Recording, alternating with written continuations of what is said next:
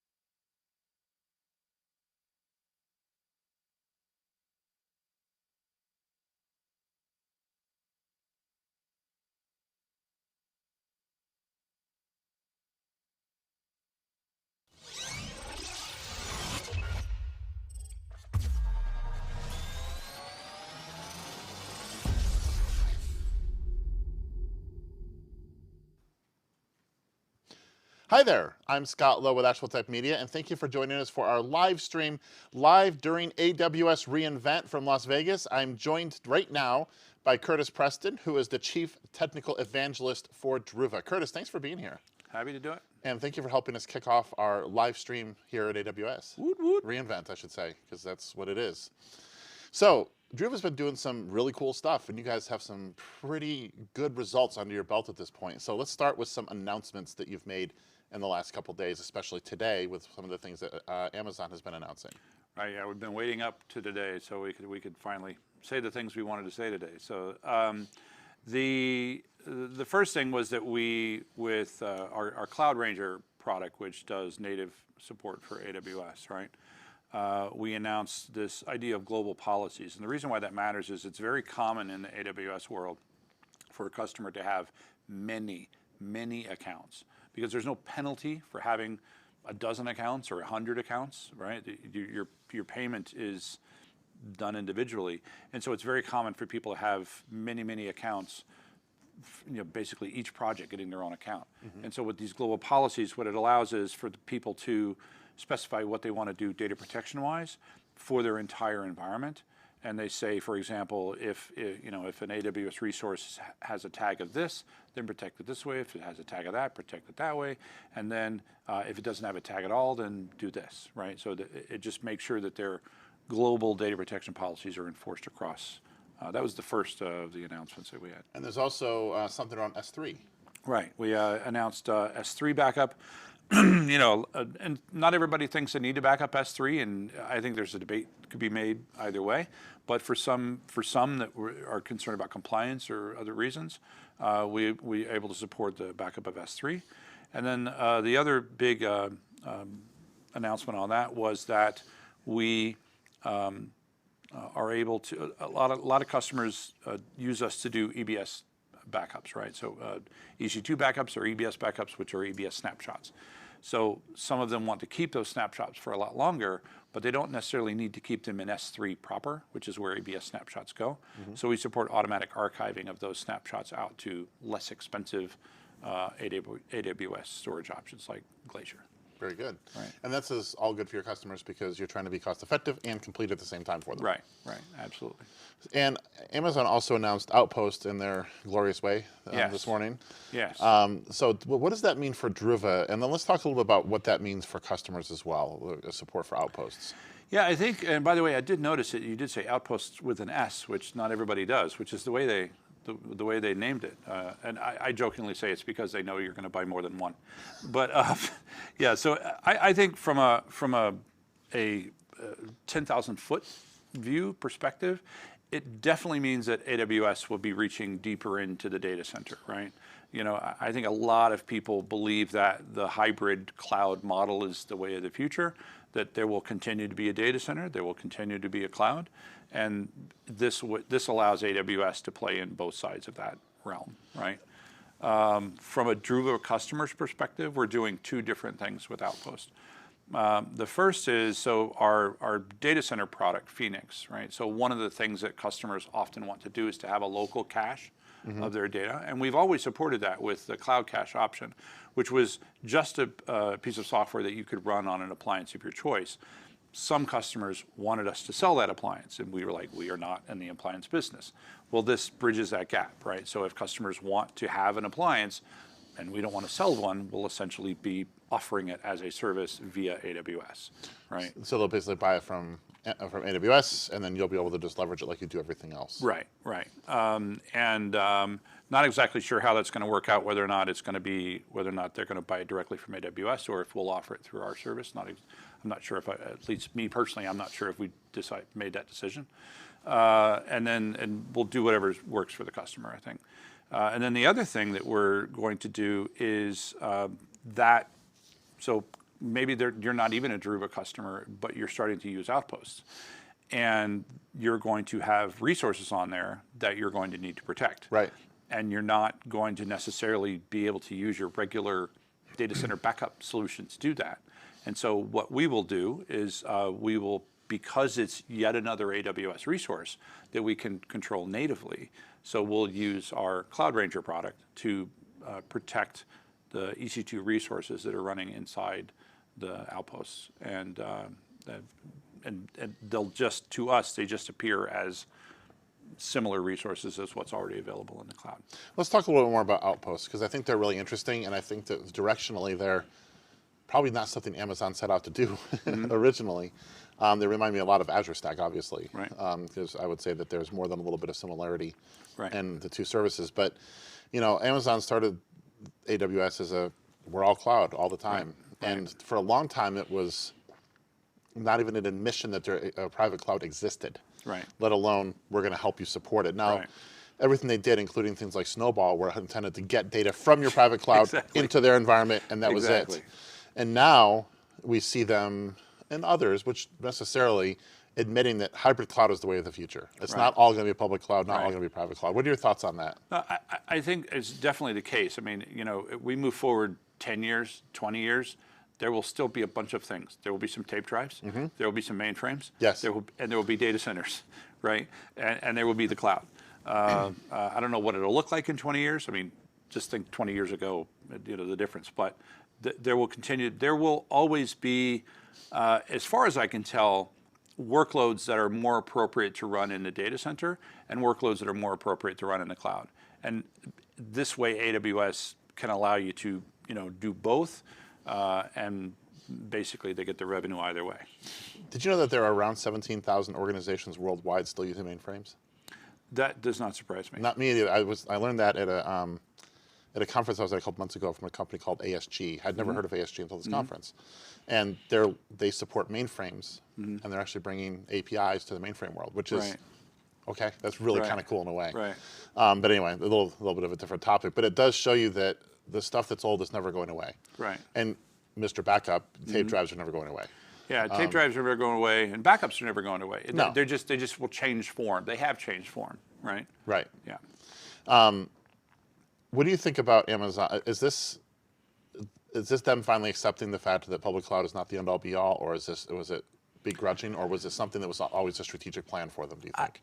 You know, I don't want to speak for AWS, but I would say that if you, I think they might view this as just an extension of the public cloud. It's just making it even In more a way, public. it really is. You know? Yeah.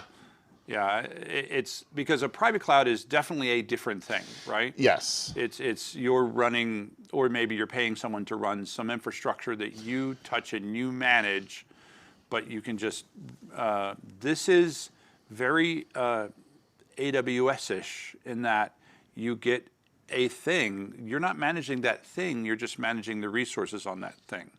Right? Yeah, now, that's a good point. I haven't touched an Outpost yet. Yeah. But it'll be interesting to see, like how will they manage growth, right? Because that's one thing in the cloud that you have unlimited growth. You can have as many EC2 resources as you want, or other resources. But how they're going to manage that down here? Do I manage that? Do they manage that? It'll be interesting to see how that sort of comes out. And I think my guess will be it'll be very public cloudy. You know, now that after saying that, I'm thinking about this sort of analogy of bubbles, where one bubble is a private cloud, one bubble is a public cloud. You're right. This feels like the public cloud bubble is just it's displacing some of the pieces of the private cloud bubble, but the barrier isn't changing.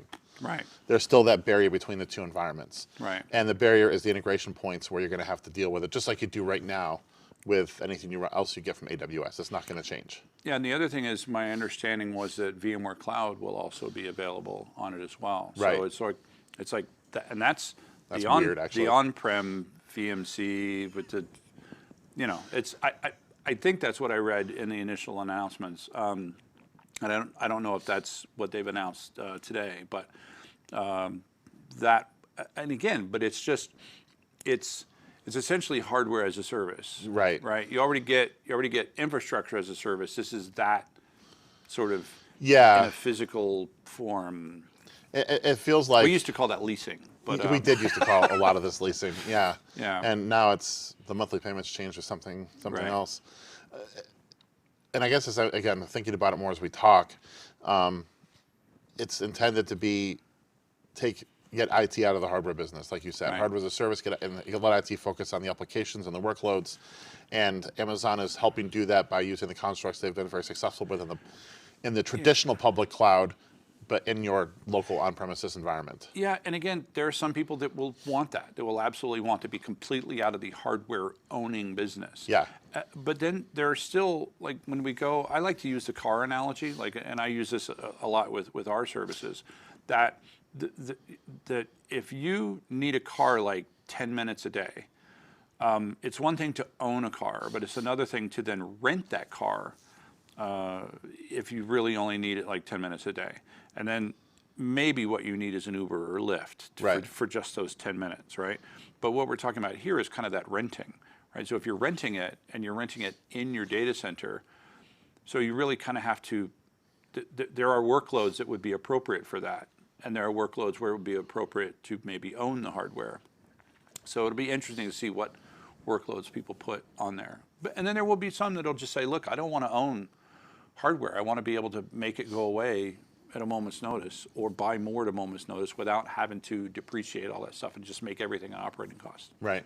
And speaking as a former CIO, anything I could do to make things simpler was good in my book. I didn't want to deal with networks and hardware and stuff like that. I wanted to get things done for people. And I think people are becoming much more accepting of that than they used to be in the past as well. Right. And it may be more expensive, but it may also be simpler. Right. You pay for that simplicity. You do, but you also pay for it in the fact you're going to get better outcomes from it. So there's a cost benefit somewhere where you have to decide what's worth it. Right.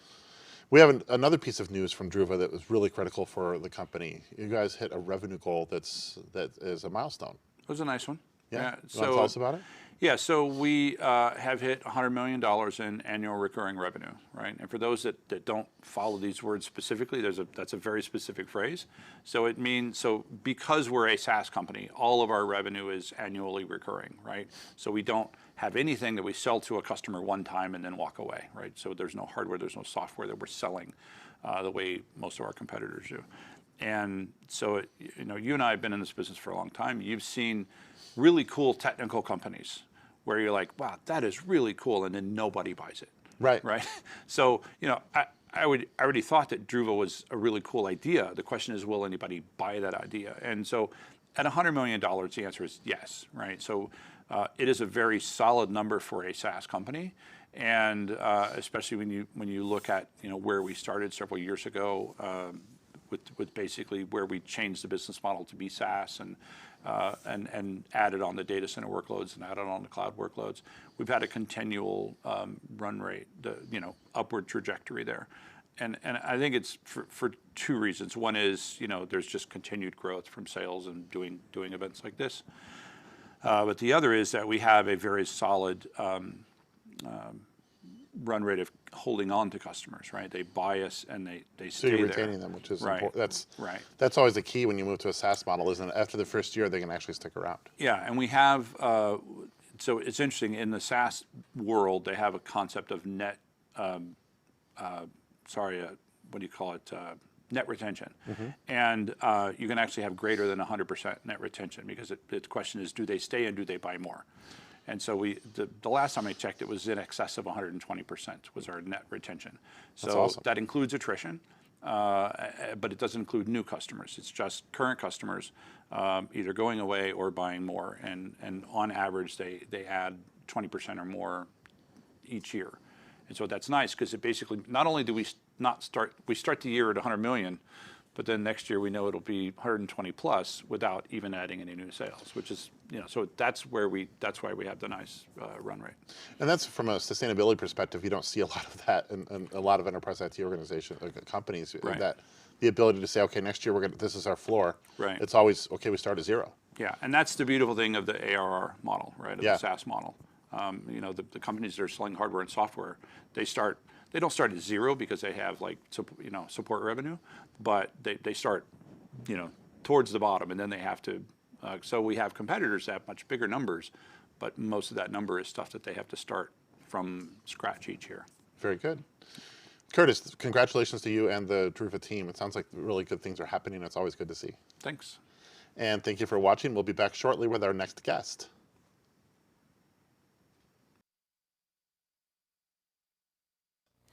So a number of years ago, we used to use Skype, and that was before Slack, and it was terrible. We used it for one-on-one communication, direct messaging, and all that good stuff, and it was not the best experience. As if you've used Skype for any length of time, you probably know. So we moved from Skype to Slack, and all was well with the world, at least for a while. Slack really solved the instant messaging problem, but it didn't do a lot more than that. And what we found was we were adopting more and more tools to be able to collaborate as a company. So if you don't know, ActualTech Media is a virtual company. We don't actually have a headquarters. We all work from our home offices or from co-working spaces. So a tool that can bring the whole team together is really critical. And Slack was good for that day-to-day instant messaging, communication, things like that, but we found ourselves having to adopt additional tools to be able to really effectively work together and to get our work done. And so we had adopted Smartsheet, Slack, Dropbox, and any number of other tools to be able to make things work. What we found, though, was it was becoming increasingly difficult to figure out where things were. We were texting each other things, we were emailing each other things, we were doing things in Slack, we were doing things in Dropbox, Smartsheet, wherever people wanted to do it, and it wasn't working anymore. We were losing context for conversations, so we would talk about a document in Slack, then we'd go work on it, and nobody would know where anything got left off, and it was becoming a nightmare. So we decided to try something different. And we adopted Microsoft Teams, where we have found that we now can maintain the context for collaboration, because Teams, especially compared to Slack, is far superior when it comes to a collaborative environment than we ever had before. It's also allowed us to centralize some of our communications and our workflow. We now have lots of channels in Microsoft Teams with tabs in each channel to provide the context and centralized capability we needed to be able to better collaborate with one another. And it's allowed us to collapse the number of tools that we use and bring a far simpler operating methodology to the company. So since we adopted Microsoft Teams, we've eliminated the use of Smartsheet, we've eliminated Slack, and we're going to eliminate Dropbox when it makes sense. That's a little harder to get rid of, but it's not impossible with Teams file sharing capabilities as well as OneDrive. This wasn't a cost play for us, although it's nice that we're not having to pay for as much as we did before. But what it has allowed us to do is work better together as a team. And while it's not perfect, it's a far cry from what we were experiencing with Slack alone. On the downside, Microsoft is still developing Teams, and it doesn't have all of the capabilities that we saw with Slack, particularly around integration, although that is being quickly addressed by Microsoft. And we have some integration challenges, but not a lot. There's ways to work around all of that, particularly because every team in Microsoft Teams has its own email address. It starts to become easy to use something like Zapier to do some different kinds of integration with other tools that we use. We also use Asana for product management, and there is integration between Microsoft Teams and Asana, which is nice. And we're finding ways around some of the problems that we saw early on with Microsoft Teams. Probably my biggest frustration still is not being able to use multiple Microsoft Teams easily on Mac OS, because that's what most of us use in the company. On my phone and on Windows, it's easy to switch teams. It's not quite there yet on Mac OS, but it's coming. And Microsoft is continuing to add additional capabilities to the platform, including private channels inside Teams, and other capabilities that are going to make Microsoft Teams far more powerful even as we move into the future. All in all, I would absolutely make the decision again, and I'm happy we made the jump to Microsoft Teams. We already owned it because of our O365 licenses, and it's allowed us to work far more collaboratively and more cost effectively and more efficiently than we were able to do with other tools.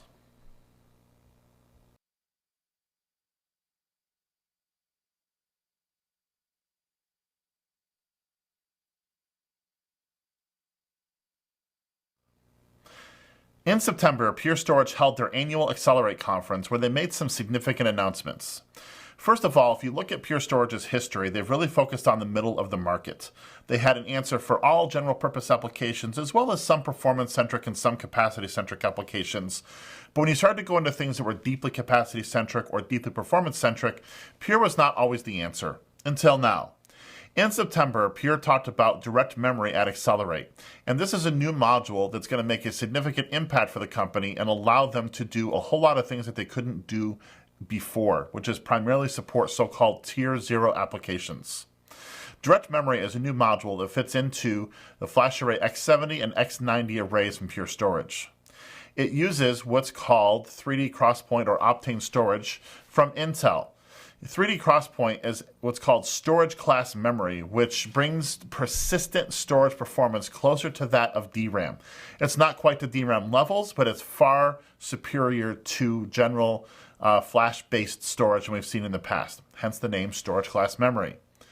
Now, it's important to know that this module is a read accelerator only. It's basically a huge cache that sits in the storage system to allow reads to be significantly accelerated.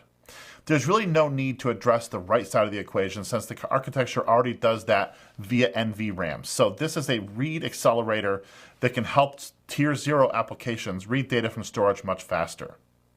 Direct memory is available in 3 terabyte and 6 terabyte options via 750 gig direct memory modules that are available from storage from Pure. Now, the 750 gig figure is basically each module. So 3 terabytes is 4 750 gig direct memory modules. 6 terabytes is 8 such modules. And here's my take. Basically, direct memory brings Pure Storage more deeply into the Tier 0 workload world, at least to a point. It brings a huge read cache that obviates the need to add expensive RAM to a controller. And that's really the key thing. I mean, you could do this with just RAM and a controller, but RAM is super expensive, and direct memory is going to be quite a lot less expensive than trying to add a whole bunch of RAM to a controller. The downside is deployment may not be easy, though, especially for existing environments. The new modules have specific slot requirements. They have to be installed in the first 4 or 8 slots in one of your FlashArray X70 or X90 systems, which means that you have to replace those modules that are already existing in those systems, which means it's going to be a relatively non-painful upgrade. Relatively painful upgrade for some. I was trying to say non-painless. That's not necessarily a terrible thing, but it's just something to consider as you're looking at this option. Now, obviously, if you have new deployment, that's not going to be a problem at all. At the same conference, Pure also announced their FlashArray C, and with that capacity-centric array that goes below the middle of the market, Pure has now effectively deployed solutions that address the vast majority of storage needs on the market, both in the middle as well as at the top and the bottom.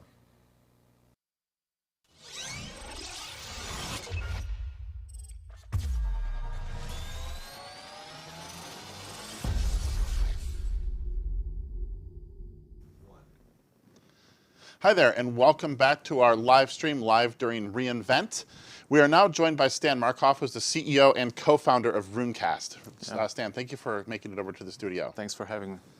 So Runecast is doing some interesting stuff around VMware and AWS, some proactive analytics work. And give us the 30,000-foot view of what Runecast does, and let's take a look at a demo. All right. I'll give you a little bit of history of why we decided to build Runecast Analyzer. We had to firefight a lot of issues on the VMware environments that we were managing back in the previous roles that we had. And almost every time we ended up reading a knowledge base article that was describing that what we were firefighting was already a known issue that could have been prevented.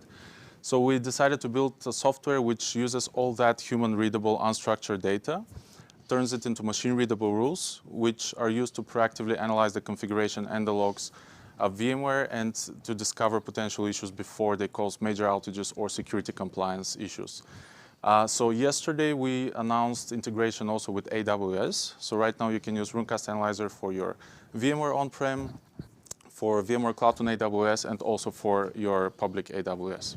Very good. And do you want to give us a demo of how it works? Yeah, absolutely. So first of all, it's shipped as a virtual appliance that you deploy on premises. So if you want to use it in completely offline mode, you can do that. Everything is baked in, the rules engine, all the rules, all the user interface.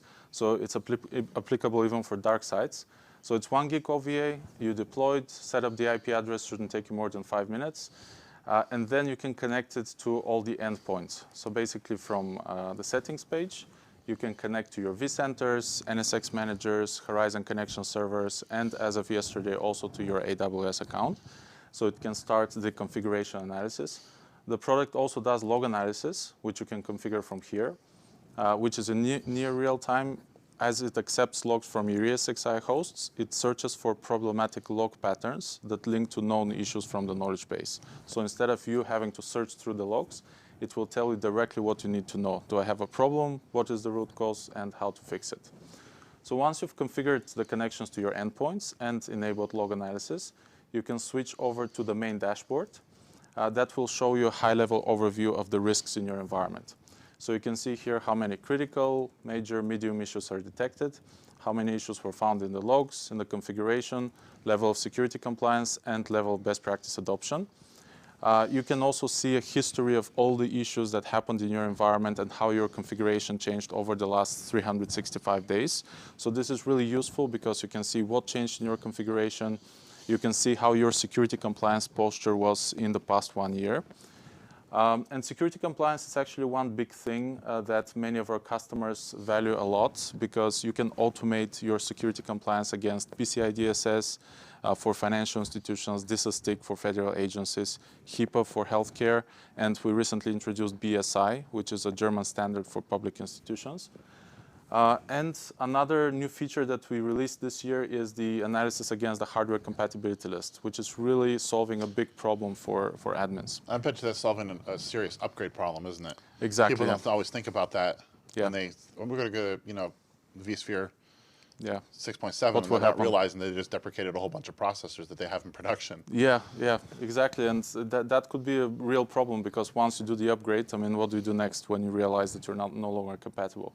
So yeah, this will not only tell you what is the current incompatible elements in your infrastructure, like for example, you have a driver firmware incompatibility here with that particular I/O device, but you can very easily simulate an upgrade and see what the final result will be. Will it be fully green, fully compatible, or there will be, as you say, some CPUs that are no longer compatible, or hopefully not that drastic, maybe just some I/O devices that you could potentially replace before the upgrade.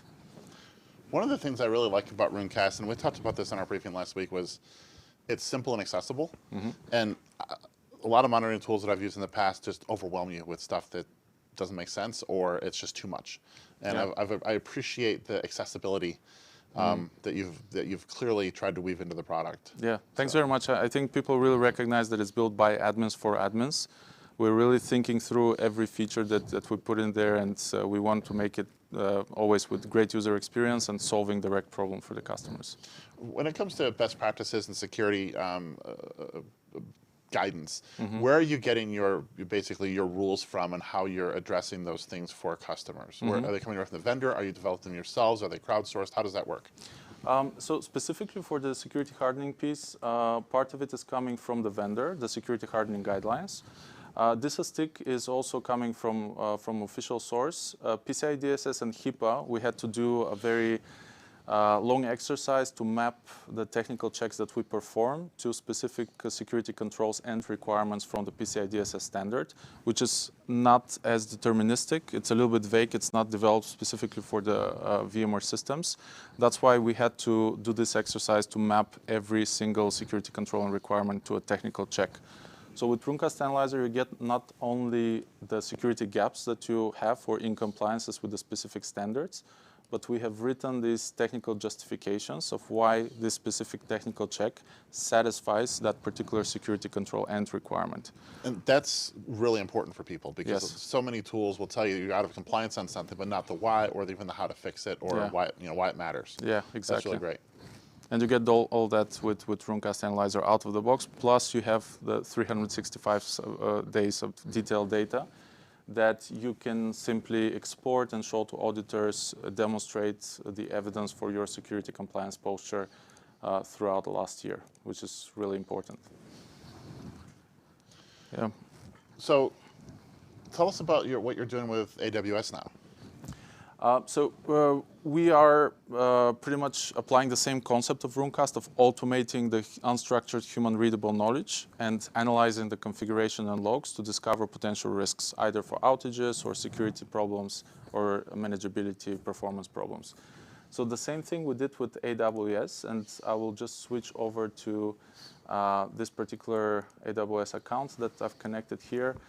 We developed this dashboard specifically for AWS, where you can see the health of the 4 main services, EC2, IAM, S3, and VPC, along with the history of the health of all the resources in those 4 services. Under all issues, you can dive in specifically to all the issues that are detected for one of those 4 services that you're using. Some of them are related to PCI DSS. Some of them are related to best practices. And just everything is pretty much in the same interface as with the VMware analysis, which is really important because you have one interface where you could see the information about potential risks both for VMware and AWS. So as usual, if you expand any of those, for example, this is a best practice, you have an explanation why this particular best practice exists. There is official reference link where you can read more about it. And under findings, you can see the exact objects that are affected and the findings that are incompliant with the particular best practice. This is really important, especially as you think about some of the security breaches we've seen in the last couple of years. Yeah. There are untold stories of S3 bucket compromise. Yeah. Misconfigured, and people don't even know that that's happening. Yeah. And so this will help them not fall victim to some of the things we've seen happen. Exactly, and if you do a misconfiguration in AWS, this can be, detrimental. Basically, this can be a real disaster. Yeah, and this gives you the visibility of all these potential misconfigurations. Another aspect of this is none of us is born with AWS knowledge, right? We all had to upskill, and things are changing all the time. So Runecast is there to remove all that complexity and really to give you the information that you need. Whether everything is configured properly. Very good. Stan, thank you very much for joining us on today's stream, and congratulations on your success and your launch of your AWS-centric service. Thank you very much. Thanks for having me. We'll be back shortly with our next guest.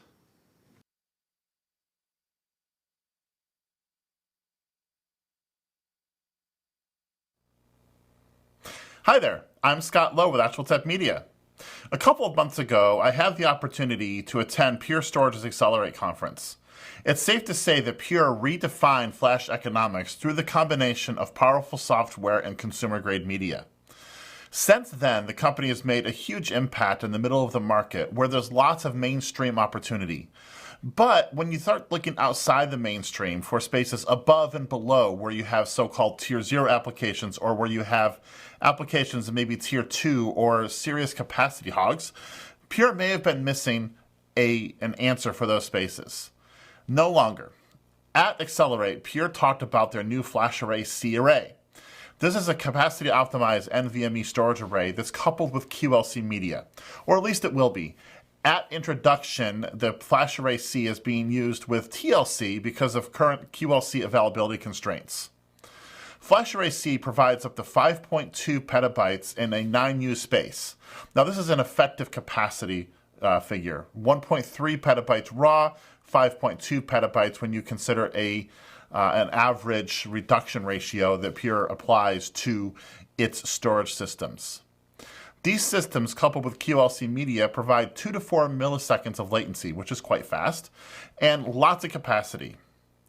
As is the case with so many other Pure products, Pure doesn't use SSDs directly. FlashArray-C similarly uses Pure's direct flash technology, which eliminates some of the downsides of flash, including the need for hardware-based flash translation layers, garbage collection, and write caching, all of which serves to increase the performance of and durability of the underlying media.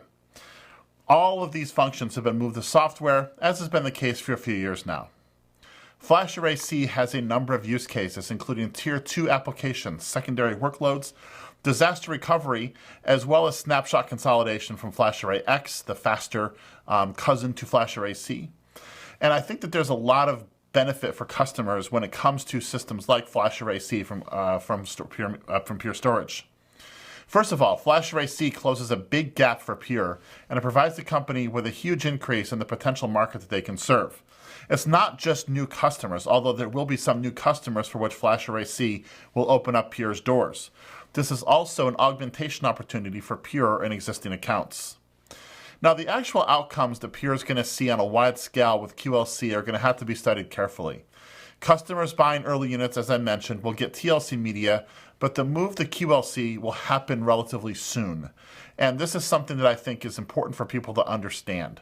QLC is not necessarily known for durability, although when coupled with Pure's software, I think that we're going to see pretty good results. Pure has proven themselves quite capable in making sure that their software runs well with commodity-type media and consumer-grade media. And QLC is the next iteration of Flash, which is going to allow organizations to adopt Flash that may not have otherwise been able to, or they may be able to replace capacity-centric hard drive systems with Flash media to get some of the benefits from a capacity and performance perspective that Flash can provide.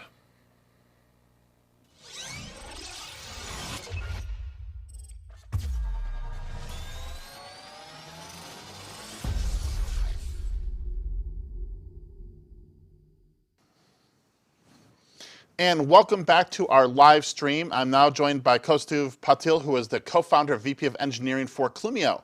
Kaustuv, thank you for joining us in our studio. Thanks, Scott. Nice to be here. So the data protection market has gotten pretty crowded in recent years, but for good reason. I've seen it as an area of the most significant disruption, along with storage, in the last decade. When people are looking for data protection, why are they turning to Clumio?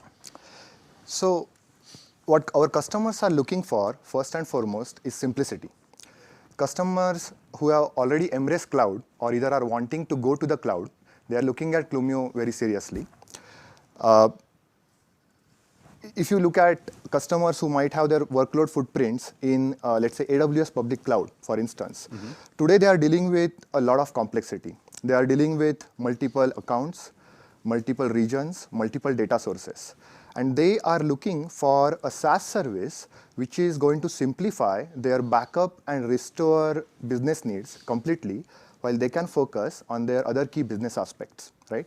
And there comes Clumio, where we started a couple of years ago with our overall vision of enterprise data management platform as a service. And we started with our focus on backup and restore use case, and that's what we are offering today. Our thinking was very clear. We wanted to build a cloud-native, multi-cloud data platform, right, which will provide predictable cost, which will provide extreme simplicity, literally one-click, single pane of management experience for the end users, right, while providing more and more features over a period of time without needing any upgrade or any intervention from customers' side, essentially. So when customers decide to adopt Clumio, Yeah. I mean, how do they get started? That's one of the challenges I've seen with a lot of data protection solutions is you're telling agents and media servers and all this other stuff. Great question.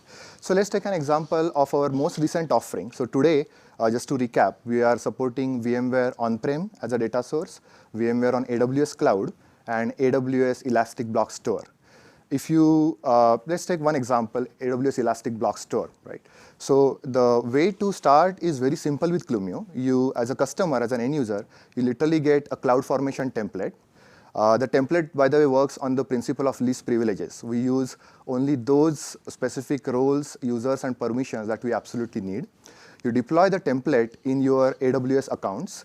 You can have one, you can have more. But because it is a CloudFormation template, the process is extremely simple. That is also something that our customers have essentially come to expect over a period of time, having been on AWS or other public clouds. And after that, the Clumio software discovers your data sources, for example, your EBS volumes, tags, and other kind of configuration data sources, configuration resources. And all of that is presented in a very simple UI to you via Clumio portal, right? Or through REST APIs, or what have you. And then you are able to protect all that inventory data, whatever you want to protect, through very simple policies that are either pre-created or you can create your own. So when we think about the data protection market, as I mentioned before, it's getting pretty crowded. How does Clumio differentiate itself from all of the other solutions that are on the market right now? A great question. So many of our competitors, when they started in pre-cloud era, if I may say so. And what happens is when you start with a different business use case and different set of underlying technology building blocks, your architecture clearly reflects that. All of that thinking is baked into your architecture, right? And once you start with that architecture, retrofitting cloud into that architecture is almost next to impossible. At Clumio, we had the privilege and the luxury, when we started in late 2017, to go to the whiteboard, start from scratch. Of course, we have clarity on our vision of where we wanted to go. That was completely in the cloud. And then that allowed us to build an architecture in a complete cloud-first manner. Underneath, we use the public cloud services, AWS to begin with, essentially AWS Cloud. But on top of that, the way that we have built our architecture, it allows us to take advantage of all the newer advances that are happening in AWS services. So I'll give you a couple of examples there. So we started in 2017, and AWS Lambda serverless platform was launched in late 2014. So today, for many of our use cases, either post-backup or pre-restore data processing, we make heavy use of AWS Lambda. And literally, we can farm out hundreds of compute resources in parallel for a single backup or for a single restore to do a lot of processing in a very short amount of time, while also keeping an eye on the cloud cost, right? Now, this is possible because the service has become mature by the time we were there to take an advantage of it, right? Another example, which is more recent, right? Yesterday, if you were to look at some of the AWS EBS sessions, the EBS team announced certain advances, right, which are great, especially for data protection use cases. And our architecture is already built in a way that we can take ready advantage of these kind of improvements that are happening, right? And if you do not have an architecture like that, if you have a monolithic architecture or like more essentially a single software execution context kind of an architecture, then it doesn't allow you to essentially be there and take use of cloud use cases. While at Clumio, we are like primed and we are ready to essentially make use of all the advances that are happening. And another important thing is all this happens without customer needing to upgrade any of their software or on their side. This is also completely SaaS service-based architecture. So one fine day, customers come to the same, they use the same API or they use the same Clumio UI portal, and they are able to see newer features, or at times they are able to have like bug fixes rolled out even before they are being aware of it, essentially, right? So that is the key differentiator that we have when you focus on the architecture and the platform perspective as compared to most of the competitors that are out there. So it seems like what Clumio is doing now, looking back, is an obvious next step as we start thinking about cloud. Why are cloud providers not doing this, or why are customers not trying to build it themselves? Great question. So there are two parts to the question. Let's focus on the cloud provider use case, right? So today, cloud providers are providing data protection mainly using snapshots. So let's say volume snapshots, to be more concrete about it. Now, snapshots are not backup for us. Snapshots have multiple limitations. First and foremost, there is no air gap between your primary and your backups, right? Snapshots are typically either created in the same account or they are created in the same region, right? But then that exposes the snapshots to, let's say, bad actors, or if your accounts were to get compromised, then not only your primary is going to get compromised, but your backups, so to say, which are the snapshots, they will also get compromised. That's number one. Secondly, snapshots have limitations of data retention. You can only have n number of snapshot copies, and typically it is driven by the budget that the customer has, because snapshots are expensive, essentially. So what customers are really looking for is a cost-effective way, an air gap way to separate out your snapshots from your backups without having any limitation on the retention, right? So those are the two key things. The third thing is, when you think about other use cases, so for instance, today, you can do file level restores. Although you are like backing up entire EBS volumes, you can choose one or more files that you want to restore, right? And those kind of use cases need to be built on top of separate backups. Those simply can't be built on top of snapshots. And as a result of that, the current data protection strategies that are out there by cloud providers, they do not fully satisfy the customer's needs as they stand today, right? And that's where Clumio differentiates from the cloud providers. Now, the second part of your question was about why can't customers build it themselves, right? So as I have been talking about it so far, right? Building the right cloud-native SaaS platform requires a lot of focus. You have to start with the right architecture from get-go. You have to understand the nuances, the intricacies of different cloud services. You have to understand the cost implications, because if done wrong, the costs can skyrocket. They can get out of control pretty easily, right? Absolutely.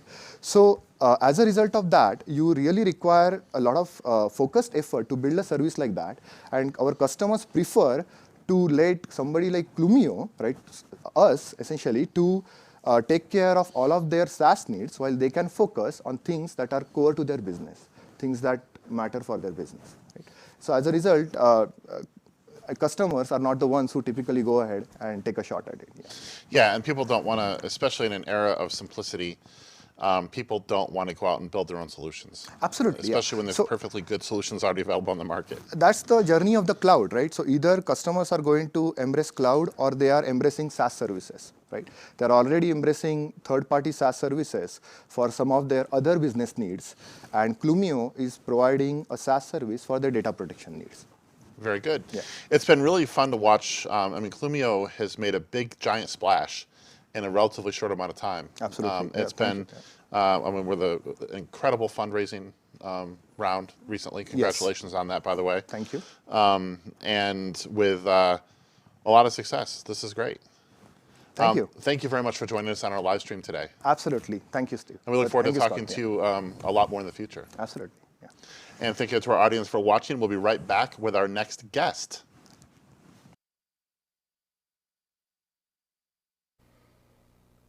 Hi there, I'm Scott Lowe with ActualTech Media. And if you've watched me in the past, you know that I'm a fan of scale computing, and I've talked in the past about how they're going small to get big. And what I mean by that is they're reducing the size of their individual hyperconverged infrastructure nodes in an effort to bring down the cost to enable wide, sprawling robo-type deployments in things like supermarkets and sprawling organizations that may have hundreds or even thousands of sites. In such environments, complexity and cost are not good things.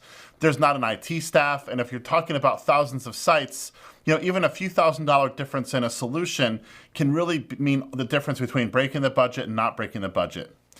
Well, scale computing has done a tremendous job at reducing the footprint of their hyperconverged infrastructure stack to a point where the cost is quite good. And I'll be talking about in a different video about something new they're doing there. But here I want to talk about how they're attacking the network piece. If you think about HCI as it's always been, we have say 3 nodes, which is a typical hyperconverged infrastructure minimum footprint. And we have each of these nodes with an uplink to a pair of switches. So that's at least 2 uplinks per node for a total of 6 uplinks to potentially 2 switches. And then separately in HC3, which is the name of Scale Computing's platform, the backplane traffic has to be isolated to enable quality of service and for security reasons, which means we have 6 more uplinks for redundancy, 2 per node, and possibly up to 2 more switches, although you can probably reduce the switch count through VLANing and things like that. Even so, switch ports are expensive, especially when you're thinking about a robo deployment. Like I said, thousands or even a few hundreds of dollars per site can really break the budget. We don't want that to happen. So a couple weeks ago at TechField Day 20, Scale Computing announced HC3 Edge Fabric. This is really a full frontal assault on the network. Basically, with Edge Fabric, you don't need a switch for at least the backplane traffic. You still need something to connect to for front-end traffic, but rather than using a switch for backplane traffic, you can install the nodes in a way that they're connected via a ring network using the 10 gig Ethernet ports that are on servers, or with Thunderbolt, which provides a 15 gigabit per second fabric between the nodes.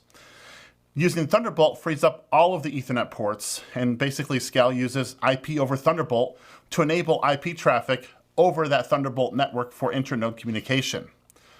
The uplinks are all active in this environment, so we can use the full power of the underlying media.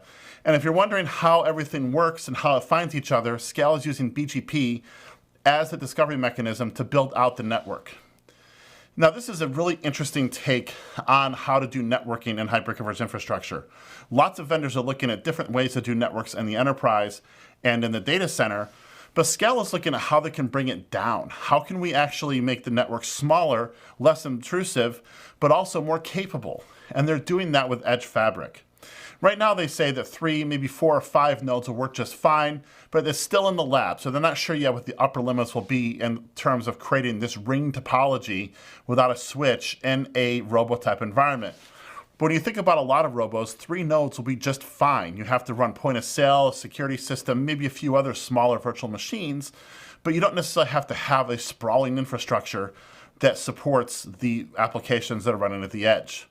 As I mentioned, this is still a tech preview, and not all of the GUI elements are even built out yet. But it's a fascinating step towards, in terms of reducing size and cost and complexity associated with sprawling edge scenarios. This is an area that Scale Computing is working to own, and they're doing a really good job at it. Scale has found its niche in the edge, and they're taking it even further by attacking the network in a really unique way compared to other hyperconverged infrastructure. And their approach lines up perfectly with their edge strategy, which is to reduce the complexity and the overall physical footprint of the solution. The company continues to shrink the footprint, physical and virtual, of their solution to make it cost-effective to deploy even at massive scale.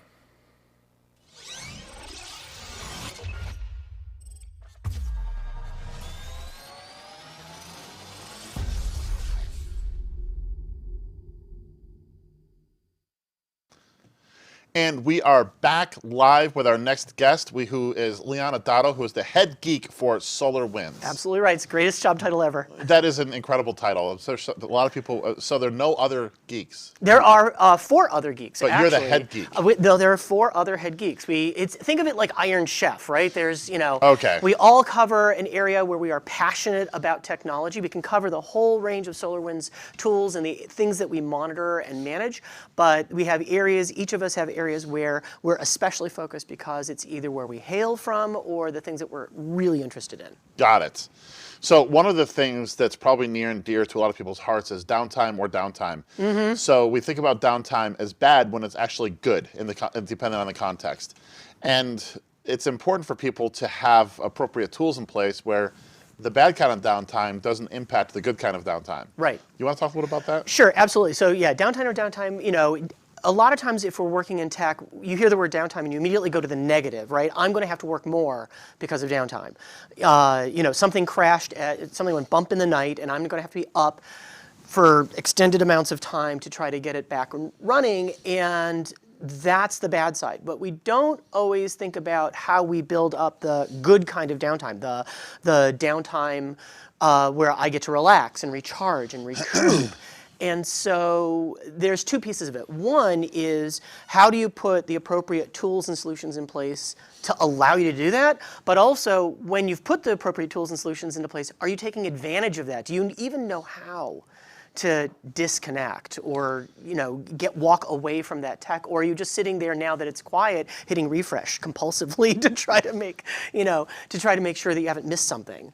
So let's keep this in the context of SolarWinds for a minute. How are you helping IT pros maintain the good kind of downtime so that they don't have to work weekends and nights and vacations and stuff like that? So the joke, and this was coined actually by my fellow head geek, Patrick Hubbard, is that SolarWinds Tools helps make your weekend longer because there's appropriate alerting, appropriate monitoring, appropriate. I'm emphasizing appropriate because sometimes people try to monitor all the things, alert on all the things, and Right, and I know exactly where you're going. That's an awful mentality. Correct.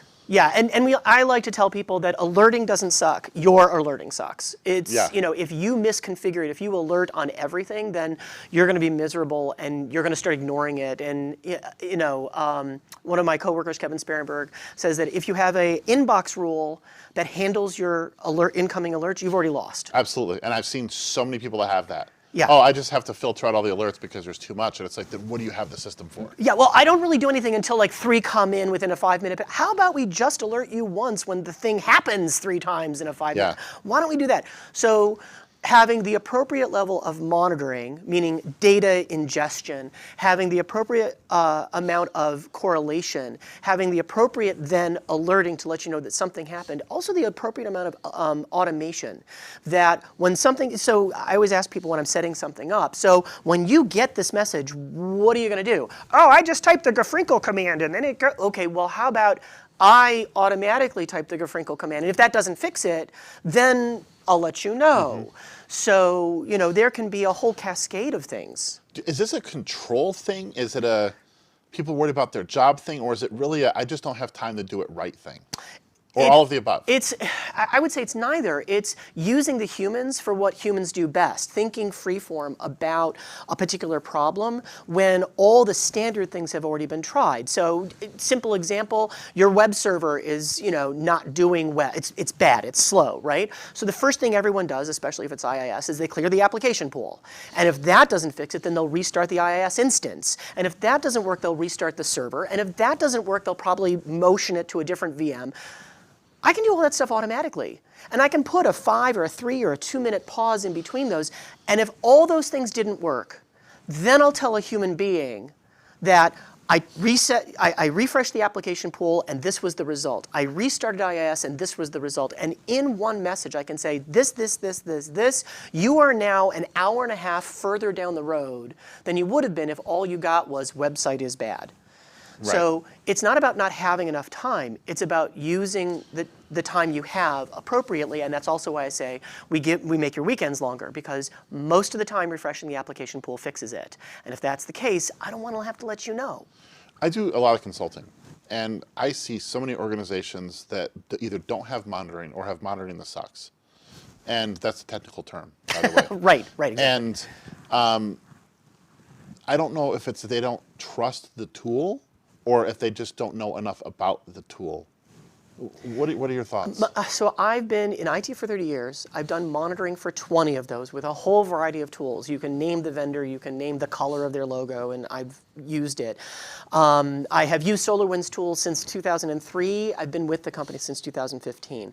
And what I've seen through all those, through setting up monitoring in companies that are small or medium-sized or ludicrously large, global conglomerates, is that monitoring is always treated like this weird act of interpretive dance where you have to have custom crafted artisanal alerts that are sourced by people with very long beards, and they're this arcane cobble of secret people. Absolutely, they have to thou shalt not alert or whatever. So it's treated like this bizarre, just this weird thing, and so first thing is that alerting is standard. It is automation. It's not art. So you need to think about it that way, that someone has already set this up. And the tools, I don't care which vendor, the tools are meant to be able to enable those behaviors. So frequently, just to answer your question, it's that people haven't dug deeply enough into the tools that they have, or they had one single thing they needed to fix because it just blew up a week ago, and somebody said, you need to make sure this never happens again. Okay, fine. So they get a tool in, and they do it, and they never look any further into the things that they already have and realize it can do all this amazing stuff. And then they end up with 27 different monitoring tools for each one of those mini explosions. Right. So that also creates a problem because now you have this, vast herd of monitoring wildebeest that are all moving in different directions. Now, I just received word, and I didn't know this, but apparently you are Jewish. I know, I try to hide it, but. And you have obviously culturally a reason to want to make sure that there is downtime built into every week. Yes. And how are you doing that with technology? Okay, so just to clarify, as an Orthodox Jew, we are offline. I am offline for 25 hours every week, from sundown Friday night to sundown Saturday night. You can't touch anything with an on switch is off limits. That's how it works. So having someone think that I'm going to be important during those 25 hours is a problem because I'm not answering the phone. So how you do that with technology, again, is making sure that you've got the right insights into the stability of the environment, that also you've got automation that, as I talked about before, also making sure that for any alert action, for anything that happens, there's a knowledge article that goes along with it. And I think that's something that IT folks are reticent to think about. They're not just reticent, they're terrible at it. Okay, bad at it and not happy about it. Yeah. And that has to do with just... I'm not trying to knock IT people. No. I've been one for 25 years. Right, no, I get it. No, people don't want to write procedures. Most of us are not writers at heart, and so having to write that stuff up. And I'm not saying you have to write a 15-page novel, but even saying when this happens, try this, and then call Bob. Right. Like, that's fine. And one of the things as a discipline, the monitoring discipline that I've built up, is that no alert goes into production unless there's a knowledge article associated with it. Because if you can't tell me what you're going to do about this thing that happens, then I'm not going to tell you about it. Like, there's nothing to be done. There's no such thing as an FYI alert. This is a hill I'm willing to die on. There is no such thing as an FYI alert. Either a human is going to do something about this, or there's no reason to have an alert at all. So there's two things, right? No alert unless there's action, and there's no action unless it's documented. And by doing that, that means that other people can cover because that information is there. It's also an extension of a motto I've lived by, which is irreplaceable is also unpromotable. You'll never get out of that job. Yeah, it was a number of years ago. I wrote a couple of articles for Tech Republic, and it was around things IT should stop doing. And it was common things that at the time, a lot of IT pros did. And it was things that they weren't waste of time because they had to be done, but they were far better, far more cost-effective ways to do it. I got more hate from that article series than anything I'd ever written in my life. Because people were like, what am I going to do for a job? And it's like, if this is your job, your organization will outsource you. You have to find a way to fix this. And your life is misery and pain. Like, why would you, I'm so sorry, but you don't take joy. Nobody takes joy in screwing the top on top of the toothpaste cap. That's not a job. Really? I like that. No, I'm kidding. Everyone needs a hobby. That's right. But no, so yeah, those things they're going to get rid of you if you don't. Right. If you're not promotable because you're doing something and it's because you're not willing to change or do things in a more efficient way, you're out. You're checked out. You just don't know it. Right. Exactly. So there's all those things factor into how. But I also find that there's the other side of it, and that may actually be feeding what you were talking about with people. Is like, if I don't do this, what am I going to do? Yes. Is another way of saying, if I don't do this, I might have this free time and I actually don't know how to walk away. I don't know how to disconnect. Yeah, and I absolutely identify with that sometimes. I mean, even myself, I mean, I run my company, But there are days I'm like, well, I got to be doing this. Otherwise, I feel weird not doing something. Yeah, so your company runs you. Sometimes. Yeah, so I have some stats here, so I want to pull these up because some of these are kind of cool. In 1 minute, YouTube users upload 400 hours of video. I watched that much video in 1 minute. Right, okay, which is kind of interesting how you make that time dilation effect. Every day, Facebook users generate 1 billion likes. Oh my God. This is average phone use now is up to 5 hours a day, with most interactions being less than 30 seconds each. I believe that. Okay, and there was a study that showed that 46% of the subjects say they can't live without their phone. And that speaks to, that's not just about, people are sheep and whatever. Like, people really, it's wonderful. The device has become very, very useful for us. But also there's been a tethering effect that I filter my entire experience of the world and also of tech through this device. And it doesn't actually help us. More studies say that people feel worse after they visited Facebook. Doesn't matter what they looked at, they feel worse about their lives. Screen use is linked to sleep deprivation. I think that's fairly well sleep disturbances and symptoms of depression. And simply having a phone nearby can be a distraction. So this is going away now. But that all factors into the IT professionals' inability to walk away from their tech. I think that as much as I talked about the phone, I think all of our tech has that magnetic, gravitational pull kind of effect. And so one of the things that I like to talk about is how you can manage to walk away from it. Like I said, I do this every week, sometimes more than one time a week, because the holidays, other holidays like Rosh Hashanah or whatever are treated the same as Shabbat is. So how do you walk away? Now, I'm not saying that people need to start Shabbating. It's not really a verb. But anyway, that I'm not saying, I'm not trying to have anybody convert. I'm also not going to try to sell anyone Amway products. It's really just that having done it on a weekly basis, there's some secrets, some tricks that can be brought into the fold. So, for example, like any good IT project, you need to have a plan. Yeah, you need to have a plan for how you're going to go offline. And what I mean by that is, first of all, what is offline? What does walking away mean?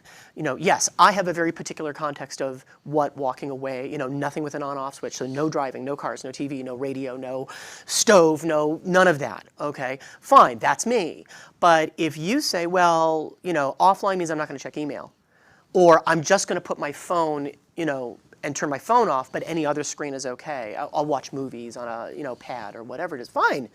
The point isn't to restrict your life until you're miserable and eating cold soup in the dark. The point is that you have a framework of going away from the things that take you away from living your life, and that you are still able to use the things that enhance your life. So if you live with your music, if that's the thing that's so fine, keep streaming Spotify or whatever. Like that's cool. Mm-hmm. So that's the first plan. The other thing I will say, though, is don't tell anybody. Don't ever tell people, oh, yeah, I'm going offline for 24 hours, because they will absolutely troll you then. It just happens. And, and you see one message, and then it's like, oh, it's over now. Yeah. You do need to tell some people. You have to have some close, especially because we're talking about an IT context, you have to have a couple of coworkers who understand I am really not reachable, by cell phone. I'm out of cell phone range, whatever that means. And, in an emergency, you can drive to my house or whatever, so that there's a backup. I think that's also a good peace of mind thing, especially if it's the first or second time you're trying this. So that, you want to plan for how you go offline. You want to plan for what offline looks like while you're offline. You want to plan for how you come back. And that's where I think a lot of people fall down, is they plan this technology cleanse or this data diet or this, whatever it is, and then they come back on and they have 3.5 hours of slogging through emails that they missed and they hate it. Mm-hmm. So you have to say, offline is going to be 4 hours on a Saturday afternoon. It's going to be, 2 hours every evening. It's going to be something manageable, maintainable. And as you have those experiences, they feed into your next attempt. And when you come back online, I would give the same advice. Don't tell anyone. Right. Don't tell them, I'm back online. They'll figure it out. Trust me. They will know that you're back online.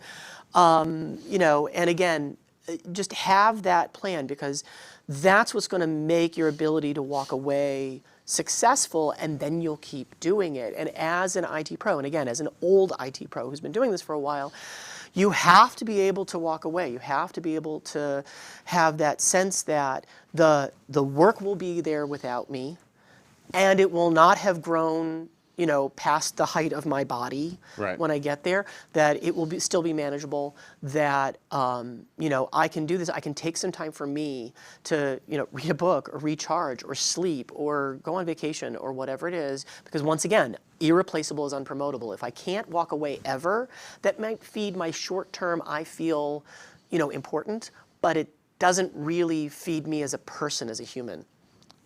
Leon, thank you for sharing your insights on this really important topic. Thank you. It's a pleasure to be here. And thank you to our audience for watching. We'll be right back with our next guest.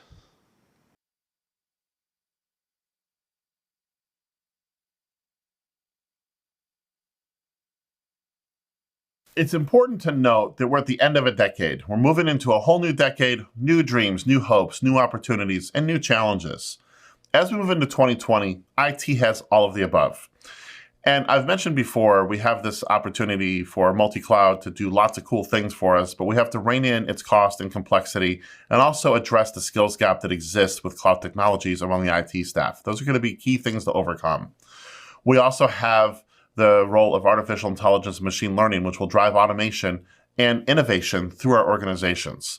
And organizations will look at these technologies for new ways to connect with customers and drive digital transformation initiatives and to ensure that they are remaining relevant in an ever-changing industry. We have industrial Internet of Things technologies that are helping organizations gather sensor data and other types of information, provide services that they can use to make decisions or to do, whether you agree with it or not, automated law enforcement, which I think has serious challenges that need to be overcome, but it's all out there. And we also have new technology acquisition models. The cloud itself was a new technology acquisition model in a lot of ways, but we're also looking at things like HPE GreenLake, which is, if you haven't looked at it, is really interesting from an acquisition perspective. It allows you to truly have IT as a service, which is something a lot of organizations have been seeking for a great number of years. And lots of other companies are going to follow this. The rumor is that Dell's going to release something around this as well. HPE GreenLake has been an interesting thing. I do urge you to look at it. But we're also going to see all of these things resulting in an increased need for different kinds of job opportunities. Now, these are things that are not new types of jobs, but they are going to be increasing in importance over the next few years. Number one, software developers. I mean, I remember when Microsoft got up on stage and screamed, developers, developers, developers. I'm not sure it was their finest moment, but it was a poignant point. And it's something that hasn't changed. Developers are going to remain in demand and highly sought after for the foreseeable future. So are security people. People with a security skill set, a good security skill set, are going to be highly in demand over the next decade as organizations do more with technology and as a result have more to secure. As more keys to the kingdom are moved into the technology world, there's going to be an increasing need to secure that, to protect the organization from data theft, from IP infringement, whatever it happens to be. There's going to be a rising need for security professionals. But around the data side of the house, data analysts, data science, and DBAs, for example, these people are going to be super sought after. And that's, you can quote me on that if you want. We already see it with data scientists, but even DBAs are going to be sought after if they have a good level of knowledge, obviously. These are, if we look at the data deluge that we are facing now and that's going to grow in the coming years, these are things that DBAs are well suited to help tackle. Now, we also have AI, ML developers and things like that, or engineers. These are folks that are going to be sought after for developing technologies that can help automate the world of tomorrow. But also overall solution architects, people who have a high view, a good set of technical skills, but also a high level view of the business to be able to put it all together into a way that makes sense. And if we look at some of the trends we've seen over the last few years, I want to talk about digital transformation. It's not my favorite phrase. I think it's something that's been overused. I think that marketing got its hands on it and it really becomes whatever you want it to become, and it really waters the term down. But there's a group called the Enterprises Project that did a survey around digital transformation, and it's still an important thing to understand that organizations are still embarking on such initiatives to try to transform their organizations. The Enterprises Project survey revealed that 73% of these projects failed to provide any business results. That's any, like they did nothing for the business. That's pretty bad, actually. And 78% failed to meet all of the objectives that were laid out in front of them. So the vast majority of digital transformation projects fail. As we look at IT in 2020, the Enterprises report outlined a number of lessons learned that we need to be thinking about when it comes to successful transformation initiatives. Now, again, the digital transformation term I think is becoming a little bit overused, but the intent behind it is not going away. And if we look at digital transformation as a need to just continue to drive more technology into the business with a customer-centric outcome, there needs to be a deep commitment from senior leadership and on an ongoing basis. This is not a project. I don't think when organizations embark on digital transformation, quote unquote, projects, that it's a project. It's a new culture that has to be built in the organization. And if that doesn't happen, starting with the senior leadership team, the projects are going to fail. And the data basically shows this. And if these initiatives are to succeed, this is going to be a deep commitment from senior leadership and the rest of the staff and a cultural shift. And one of the other things I think has been a big challenge, and the Enterprises Project also outlines this, is that digital transformations have sometimes been considered these monolithic things that have to happen. They're these titanic shifts in an organization's posture, culture, all this other good stuff. Projects succeed better with an iterative approach rather than a monolithic one. People don't change overnight, and digital transformation projects and efforts require people to change, and that's the hardest part of any IT project, and we all know that.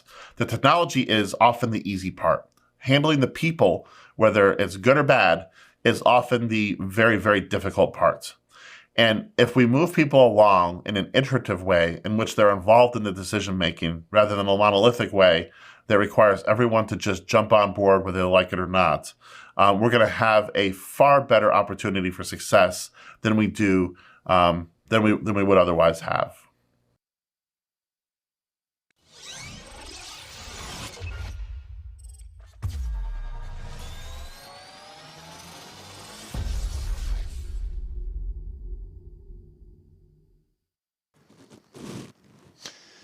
Hello and welcome back to our live stream. I'm now joined by Mike Letchin, who is the Director of Technical Advocacy and Principal Technologist at Cohesity. That's right. Get that right? Longest title you could come up with. Yeah, well, we could probably add a few things. Yeah, I mean. But we'll try not to. So we're not going to talk a lot about Cohesity immediately. We're going to talk about something else that's really important. And this is something you guys have actually done a lot of talking about at VMworld this year. We have, yeah. And it's around IT burnout. And really just career burnout in general. You know, I identify with this topic. I think we all do. I think a lot of us do. And it's one that I struggle with. Yeah, I think one of the things that we found as a team, we were kind of prepping for VMworld months and months ahead of time, as you always do. And we're talking to our leadership, and we're like, we shouldn't do just, you can't do a product pitch. No one wants to come listen to a 45-minute session at VMworld on a product pitch. Let's do something that matters. Do something we care about. And from there, we turned into doing some surveys, a lot of, got some amazing data out of it, have now done multiple other sessions around it, and just that idea of there's got to be a better way to live life in IT, be successful in it, but still have that balance that we can actually enjoy the fruits of our labor, for lack of a better term. And are you finding that people are coping? Or what are people developing? What kind of mechanisms are they developing to be able to cope with IT burnout? Or are people just really burning out and then struggling with their careers? So I think when we talked to the people, we kind of saw both. You saw kind of the two avenues of, most of the time, the people that aren't burnt out right now is because they already hit it once. They went through that some sort of phase, and it was, what did that mean? How did they learn they were burnt out? We all have our personal anecdotes on it, and I think for me, I spent 7 years at a startup. You spend that long at a startup, you burn out. Like, there's no way around it. Right. And I would take long weekends every once in a while and my wife and I would go someplace. We'd go down to Miami, spend a long weekend, but I was never recharging the batteries all the way. Because by the time, a long weekend doesn't, you get 3-4 days. I don't shut off in 3 days. So I just probably a year and a half before I left Nexenta on it, I ended up taking a longer vacation. It was going to be a 10-day for my 40th birthday, actually. Met a bunch of friends, and it turned into basically a bender for 10 days, for lack of a better way to put it. It really was. And I realized that I had been so focused on just everything going. I didn't even realize how much I wasn't enjoying it. There were things, I wasn't enjoying life around it. I wasn't enjoying what we were doing. I didn't even enjoy the tech as much anymore. And really, a lot of us got into it because we enjoyed the tech. And we didn't even enjoy that. So you see that kind of side of you're burnt out from it, but now how do you find ways to get around that? How do you get outside of it? We've had things, some people say they take time when they're home and cook. I was talking to Tim Antonowitz, actually, at one point said that's his escape. He gets in the kitchen and he'll find something he's going to make, and maybe it takes him 2.5 hours to make it. It's fine. He doesn't care. That's his escape. For me, I go work on I have a couple motorcycles and a Jeep that if I can go out there and mess with it and work on the bike and do something, that gets me away from tech. Or I was coaching a cheerleading team for a little while. So a college team near home, it got me out of tech. Finding something that gets you out of it. Some guys have said they go to video games and they play. They get online and they play. Yeah, I used to love playing games. Yeah, I still enjoy it, but I feel like I don't have enough time to be able to spend to do something that really makes sense. Right. You know, I feel like I'm going to get into it and then I'm going to have to just stop anyway. Yeah, I was never a big gamer, but some of the guys I've talked to on it find that a lot of their friends, guys they know otherwise, they end up playing whatever specific game with them. So they get on at night and basically just talk with the guys. Yeah. You're talking while you're playing. No. It's not so much about playing the game at that point. Right. It's a social aspect of it. My son, he never used to be much of a gamer. He always played games, but the last couple of years, he's 15, I'll be 16 in, wow, damn, 2 weeks. When did that happen, man? But, and he's going to be driving, he's a good driver. I shouldn't really say anything. You hope. Oh, again, this is totally off topic, and I'm going to say it anyway. He is probably overly cautious, but I'm working with him on, okay, here's where we, draw There's the a line. Yeah. But he's actually really careful, and I just hope that carries over when he's alone. Yeah. He's a smart kid, though, so I really, Less when he's alone, more when he's with friends. I've met his friends, too, and they're all really smart, geeky kids. So I'm Make it lucky. We'll see. I mean, I think everybody says that about their kids. Anyway, We digress. that's sort of my downtime is doing stuff with my kids. Yeah. One of the things. So anyway, it goes back to what you're talking about with gaming, the social aspect of it. When I was a gamer, when I played games, it was mostly alone. World of Warcraft a little bit when I used to play that, but it was all just chatting, via text. My son, I'll be upstairs and he'll be playing games with his friends. I hear just these hollering at each other. Yeah. Like, go get them. I mean, just because they're on voice, it's a true multimedia experience that they've got going. Yeah, I know a lot of the guys have even if their theater space, their whatever at home, if they've managed it, that's become their kind of sanctuary. Yeah. To do it, and they'll sit in there, and whether they're yelling at the screen or yelling at buddies or whatever, but that's their escape. One of the things we did find when we did the survey was there was a definite difference between U.S. and European, not surprisingly, especially around vacation. Yeah, and they take those seriously. What's a real vacation? And so do Canadians, by the way. Really? I have ActualTech Media has a number of Canadians on the team. Yeah. Those people are really good at taking vacations, and I'm not saying that in a bad way. But when they go, they go. I was like, what are you saying about the team? They're really good about taking their vacation. Yeah. No, I mean that in a positive way. But when they go for 10 days, and we try to be respectful of people's time when they're away. So our team actually, one of the things we've instituted as a team now, because, doing advocacy and having, our team travels extensively. Oh, yeah. I mean, we're on planes more than we're home. Yeah. For sure, the whole team across the board, I think. But when we take vacation, we are very deliberate. Like, take your email off your phone. Potentially take Twitter off your phone. Take things that you're using for work off your phone. Don't worry about the calendar. Move it. Whether you can turn it on, turn it off. Things like if you are Gmail based, you can just go into settings and just turn off your work email. Yeah. Temporarily. It still comes in. You just don't see any of it. Yeah. And it's but we're also very deliberate then about not bugging them. We all can obviously, like, I can text if Chris or John are on they're on vacation and something comes up and I need them and there's no way around it because one of us can't handle it, yeah, I can text them or I can call them and we'll handle it. We all know that. The difference, I think there's a huge difference. We purposely don't. I think people are more accepting of that happening when they know you're trying not to. When it's not the norm, and I'm going to go back to some of the things we've done at ActualTech Media. I mean, I would say myself, I'm probably terrible sometimes at taking downtime, and I recognize that, and I'm also recognizing more and more I need to do more of it. But I try as much as possible to not interrupt my team evenings, weekends, vacations. So those times when I do have to, it's not a nuisance to them. I think one of the things we found that's become harder and harder about that too is having global workforces. Yeah.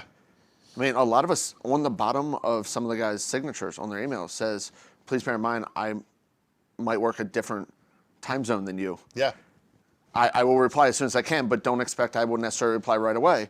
Because if I get an email from somebody that's based in the UK and it's 3 a.m. for me at home, when it comes through, I'm not going to reply to it, obviously. Yeah. And you might have to wait a few hours. I worked with a gentleman for a while who, it was an East Coast-based company. He was based in Pacific time. And he felt it put him at a serious disadvantage because the company was very East Coast focused. And so he was getting up at 4 o'clock in the morning. That's rough. And not a morning person. I'm not either. I would not do that job. I know what 4 o'clock looks like from the other side. Yeah. But not always from the morning side. And so it was really tough for him because he felt like it was probably held against him at some point that he was not able to participate fully unless he got up at some ridiculous hour. See, we have often the opposite. Almost my whole team is East Coast or Central. Yeah. With a California-based company. Right. One thing that we have, I think, helps for it is most of the calls we do are video. Yes. So the team is pretty much always on, but it also, the California team has grown to recognize too that I'm not going to take a meeting at 7 o'clock at night on a Friday, right. East Coast time. Just because it's only 4 for you, but I'm also not asking them to be on a call at 7 a.m. East Coast time on Monday. Right. So there's some balance to be had there, and I think it does help. But there's a struggle with the time zones for sure, and appreciating that time off and finding that time off. The other things we found, I think one of the biggest other coping kind of mechanisms and I was very appreciative. One of the things we did when we did the session at VMworld, at the end of it, when we did the survey, we asked people kind of just comments. What things did they find? What helped them? What didn't? And one of them mentioned that they used the Calm app, and they found it kind of centered them a little bit on it. And so I started looking. I hadn't used it. I started looking into it. I tried it a few times, and I found it's like 10 minutes a day. You sit there, and it's 10 minutes of not doing anything, but just listening to it. When's the last time you took 10 minutes and did nothing? It's been a while. Exactly. I found doing that, I was way more focused afterwards. Like it really did. I found it was helpful. So we ended up, as part of if you were at the session, you came by and saw us, we got some codes for a free year that we gave away to people in the session. I'm going to give one of the ones to one of our field marketing people. And she came up to me yesterday. We were setting up the booth here. And she goes, you know that Calm app? She goes, I use it every day. Really? She goes, I use it every day. The biggest thing is I use it to help me fall asleep too. Because there's like sounds you can, like white noise type things, or you can do, like for me, I live in downtown DC. I go out, I'm traveling, and I'm in this hotel that is ultra silent. Right. That doesn't work for me. Yeah. I'm laying in bed and I just staring at the ceiling like, what is wrong with this place? Right. One of the sounds on there is rain in the city. So There it's you go. just rain hitting windows and like occasional car going by or Which you're the used to. occasional siren. Yeah, it's what I'm used to. Yeah. On it, it does help me sleep on it. Like at least to fall asleep. She said she uses it every time, which I was like, that's awesome to hear. Like, it is helping people kind of move forward on it and get that balance that is missing so terribly. I haven't used that. I need to look at that. Yeah. And the call map, is it, can you do multiple profiles on an iPhone? I don't think so. I don't think so. Like, I was thinking, like, it'd be great if you could have a work profile and a personal profile, and like, Just turn them on and off. yeah. I wonder if there's that got to would be be some way nice. to do something like that. If anybody knows, please send me a note on Twitter. Yeah, I'd love to know too. That'd be awesome. Yeah. Because that would solve the problem. Like, okay, when I'm on my personal time, I don't want to hear from Teams or Slack or anything. So I actually asked my dad. So my dad traveled extensively growing up. And I like to the point about months and months at a time. And I've been talking to him about coming in and talking to my team about kind of how he handled travel. We talk about travel, when my dad was doing it, was a whole lot different than Yeah. travel first now. Like, I remember having to go to the airport and pick up tickets with him. Yeah. Because you had to get a paper ticket, or there was no video. So that you didn't have FaceTime, you didn't have Skype, none of that. But kind of how did he handle keeping that balance? Because he was on the road all the time. And I saw him on Thanksgiving, and I kind of told him what I was hoping to do. And he said, yeah, he'd be happy to talk to the team, kind of tell him. And he said the biggest thing he would do is when you're at work and you're traveling for work, you're at work. When you're home, you're home. Yeah. And you got to separate the two. And that's the only way to keep that you don't get burnt out on. And I was like, it's a very simple but definitive line. It's hard too. Especially now, because I think that's actually harder, I think, now because we're so connected. It is. That's definitely the downside of having your laptop in your pocket. It was one of the survey questions. One of the survey was, when you do take downtime, how much do you disconnect, both for personal or for work? Yeah. And for personal, not surprisingly, people don't disconnect, even on vacation. They're using Instagram, they're using Facebook, they're using whatever social media on it. For work, we thought, okay, people will disconnect more. 60% of the people didn't disconnect for work really either. Interesting. I mean, it was over that, but that really didn't disconnect. There were many people that still occasionally would check once a day or something. And I was doing that before I kind of realized my wife would be like, it's fine, check your email like in the morning, take that hour in the morning when we're on vacation, check it so it doesn't pile up. Yeah. Well, I think as we talk through this, there were kind of two approaches to this. Either don't let it pile up, so you do check it, and if that's what calms you, fine. Yeah. Or put the note out, put the out of office in. And my out of office the last time I took vacation said, if this is important, I will be back on this day. Resend it, because there's a good chance it will get deleted when I clear out email. Yeah. Doesn't mean how does that work? I mean, how well does that work? I've seen other people do that, but part of me thinks that when people see it, they'll just be like, "Oh, I'm not even going to bother because he should not be deleting email." Really, if it's that important, you're going to have to come back to me anyway. True. That's a good point. So, to me, it's what's the difference? Like, I'm not going to answer it probably from the email while I was away. So, if I delete all of it, or I think it also, by not putting that up and saying, I'm not going to look at this, it gives other people the opportunity to work on it. Yeah, that's true. Because the number of times right now we respond very quickly to something and realize we could have just not responded. Somebody else was probably going to take care of it. I mean, that would set that expectation too. Yeah. So I'm trying to experiment at Christmas. We're actually taking we're taking a vacation. Instead of buying gifts, we're going to take a trip. And this is my life. This machine right here. But if you want to destroy my life, steal it. It's got everything on it. But I'm going to leave it home. I live in Maine, so don't come steal it when I'm gone. I don't live in Maine. But my wife's like, are you really going to leave it home? It's like, I'm going to take an iPad just in case. That's what I do. I take the iPad because I watch movies or whatever on the iPad on the flight. And if something really does come up, I can struggle through with the iPad, which is not a way I can't do on my phone. But I'm going to try to leave this home and not have it for 4 days. But the anxiety is going to kill me. 4 days. You don't think you can leave it for 4 days? Sometimes I wonder. That's 5 days. Sorry, but yeah. You have to. And we definitely found that was a pretty consistent answer from everyone. Yeah. That when you take that break, you've got to take the break. Yeah. I mean, there's just no way to actually recharge. And I found just taking the break, I mentioned the clarity before. Clarity and things you don't creativity. even think about. Yeah, the creativity. I mean, I've been working on I have some presentations I have to give next week that about 3 weeks I was working on the thing. I just could not get through this like writer's block of what to do for this presentation. And when I end up on a call with one of the guys on the team, it's like, what about this? And I was like, oh, okay, I can do that. And like work through it. And there's this other thing. It's like, well, I need you to be creative about this. And I'm like, I got nothing left. I've just gotten to a point where I'm like, I got about another 2 weeks until I'm taking some time as well.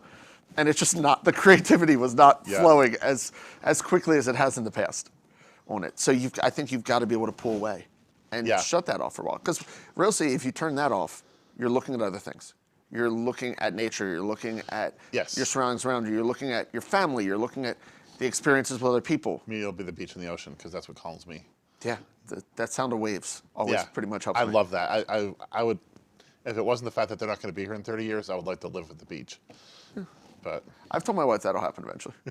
Some place that I can just open the windows and just hear the waves crash, I instantly calm down. The shoulders drop a little bit. You got to find that place. Some people it's the mountains. Some people it's, I mean, I mentioned that I'll go work on the car. My wife don't listen to this, honey. Probably the clearest I get is if I get on my sport bike and I'm doing somewhere in the triple digits.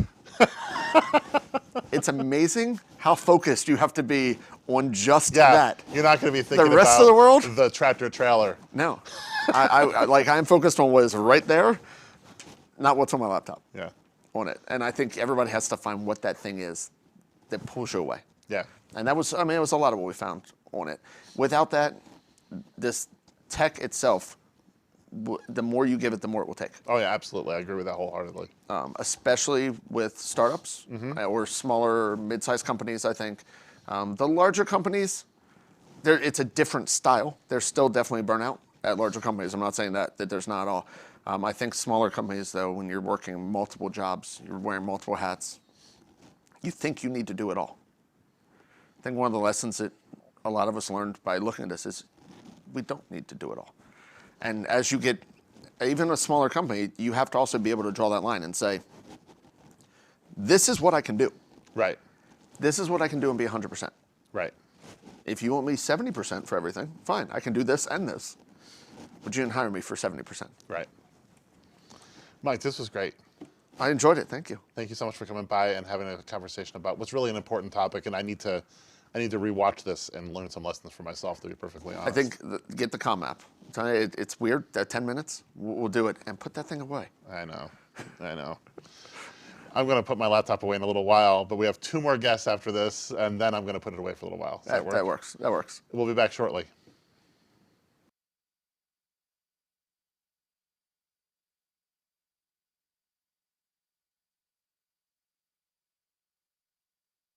Hi there, I'm Scott Lowe with ActualTech Media, and thank you for joining us for today's summit.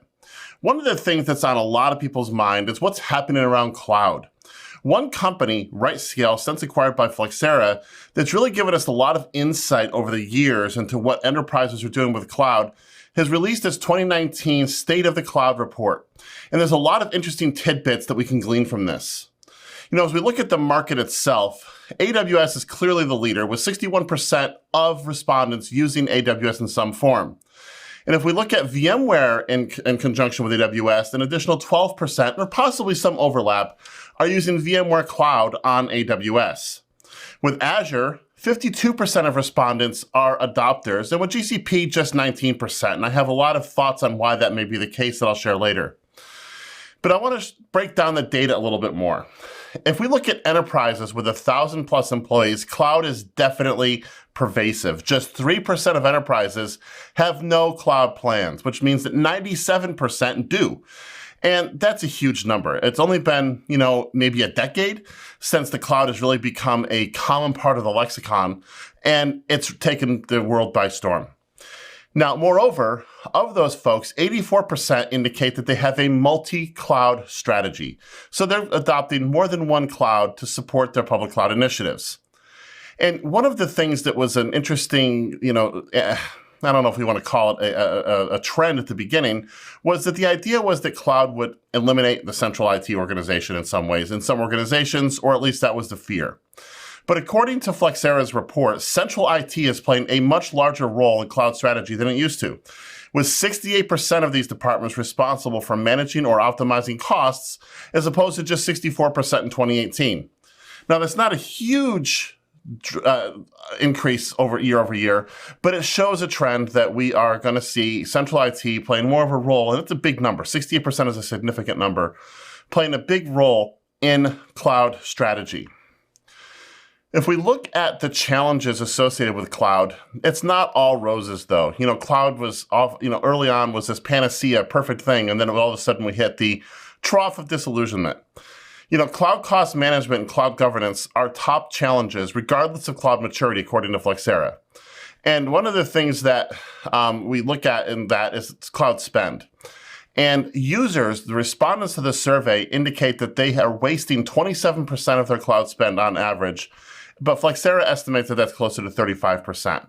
Either way, 27% or 35%, either number is significant because that's basically wasted money. And so organizations really have to be thinking about what they're going to do to rein in their cloud costs. Now let's look at the SMB space a little bit. And Flexera looks at this as under 1,000 employees. 11% have no cloud plans, but 61% have multi-cloud plans. So in the SMB space, there's a lot more people that are not doing anything with cloud, but there's just as many people that are doing stuff with multi-cloud. So cloud is pervasive across the spectrum, although in smaller organizations, it's still not quite as common as it is in the enterprise. If we look at how the workload breakdown sort of plays out, non-cloud workloads account for 21% of workloads, according to respondents. Private cloud, on average, 41% of workloads operate there. In the enterprise, 46% of workloads are in the cloud versus just 35% for SMB. But with a public cloud, it's 38% on average, 33% for enterprise, 43% for SMB.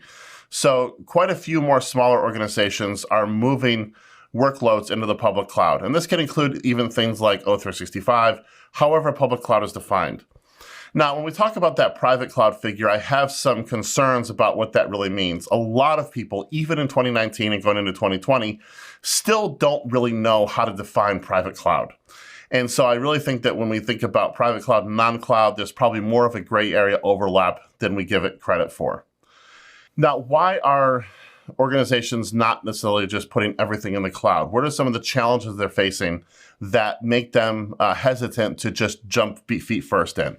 Number one is expertise. There's a lot of gap in IT staff knowledge around cloud technologies. And this is the biggest single challenge identified in the Flexera report. And second revolves around governance. Now, governance is one of those things that people don't really like to focus on, but it's critically important in cloud initiatives from a cost containment and a security perspective, as well as just operational efficiency. If you don't have good governance, you're going to have a mess on your hands. And this is still a challenge identified by a number of organizations. As mentioned, cloud spend, wasted spend, and centralizing that spend to better understand, or at least centralizing the reporting of that spend, to better understand how much is being spent on cloud is critical, and it's still a challenge, as well as managing multi-cloud. Now, earlier in this video, I mentioned that I would talk a little bit about GCP and why I don't see it as being as pervasive yet as AWS and Azure. Now, I think there's a lot of reasons. Number one, it's a newer cloud service on the market, so it doesn't enjoy quite the adoption of AWS and Azure. But I think there's some hesitancy because of Google's penchant for just killing services. Organizations get to a point where they really rely on the services that are offered by these companies. And when there's a lack of faith that those services will be around for the long haul, it's difficult to adopt those technologies because in some ways you are inviting lock-in into the organization. So I think there's some hesitancy around GCP in that aspect. I think over time, as Google continues to solidify GCP, grow it, and prove that it's going to be here for the long haul, I expect to see GCP adoption skyrocket, just like we've seen with AWS and Azure.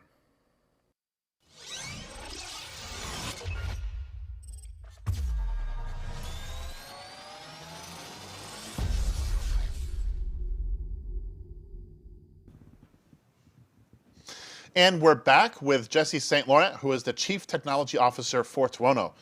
Jesse, it's great to see you. Yeah, good to see you. I'm glad to be back. Haven't seen you in quite a long time. So tell us about Tuono. Give us the 30,000-foot overview of what you're doing at the company and what it's all about. Yeah, so we started looking at working with public cloud infrastructure and realized that, an obvious statement, it's just too complicated, right? So if we think about where virtualization was in 2013, 2012, I think if you had asked any of us at the time, we all would have said it's mature. And looking back in retrospect, I think we realized it wasn't mature at all. It was actually really in its infancy still. Oh, yeah. I think 2020 for cloud is a lot like kind of 2012 for virtualization, which is we feel like we're in this phase of maturity, we're well down the path, and I think looking back, we will find we're just barely breaking in. And for us, we felt like that needed to be simplified. Managing the infrastructure itself just needed to be simplified. Folks are struggling with it. That's one of the things, in fact, when you look at CIO surveys, and the biggest challenges that we're looking at in 2020, a big part of it is cloud skills and the skills gap that CIOs and organizations are facing. They can't find people that understand. They may find somebody who can do a great job at AWS, but they're running Azure and GCP as well. Yeah. And so they can't find people that have all three, or they find three people and they can't talk to each other. So there's a serious problem there. I think there's a massive skill problem in the industry in general. So if we look, I think it was the Wall Street Journal about 6 or 9 months ago reported 910,000 job openings in IT. Not in all of technology, just IT in the US. So 910,000 openings. And I don't know if you tried to hire anyone who has DevOps on their resume, but you can't find them. If you find them, you can't afford them, and you probably can't keep them. So it's creating havoc in these organizations trying to find those skills. And inevitably, you can keep driving up the cost of those people and trying to find them. But if there's a shortage, you either have to find a way to simplify the problem, or you have to find a miracle that's going to solve the staffing problem. I don't think the miracle is coming. I think I'm a bit biased. Someone needs to figure out how to make it easier. I suspect you have an answer to that. Yeah, exactly. So our whole goal as a company is to make managing that cloud infrastructure easier. So our theory is we can make it 10 times less complicated than what it is today, and still be just as powerful as anything folks are using from a tooling perspective today. And it's really about a platform that enables this, and not just saying, oh, you know AWS, like do it here through our platform, or you know Azure, manage it through our platform. That still brings us back to the skill problem, right? Why do you have to know the intricacies of an eventually consistent control plane in AWS, which behaves completely differently from these Azure things? Super complicated. Yeah. Why aren't we just managing the what? Like, I want this type of infrastructure, right? Plug this stuff together. What Tuono does is worry about all the how for you. So we let you build these very straightforward blueprints that define what you want us to build, completely declarative.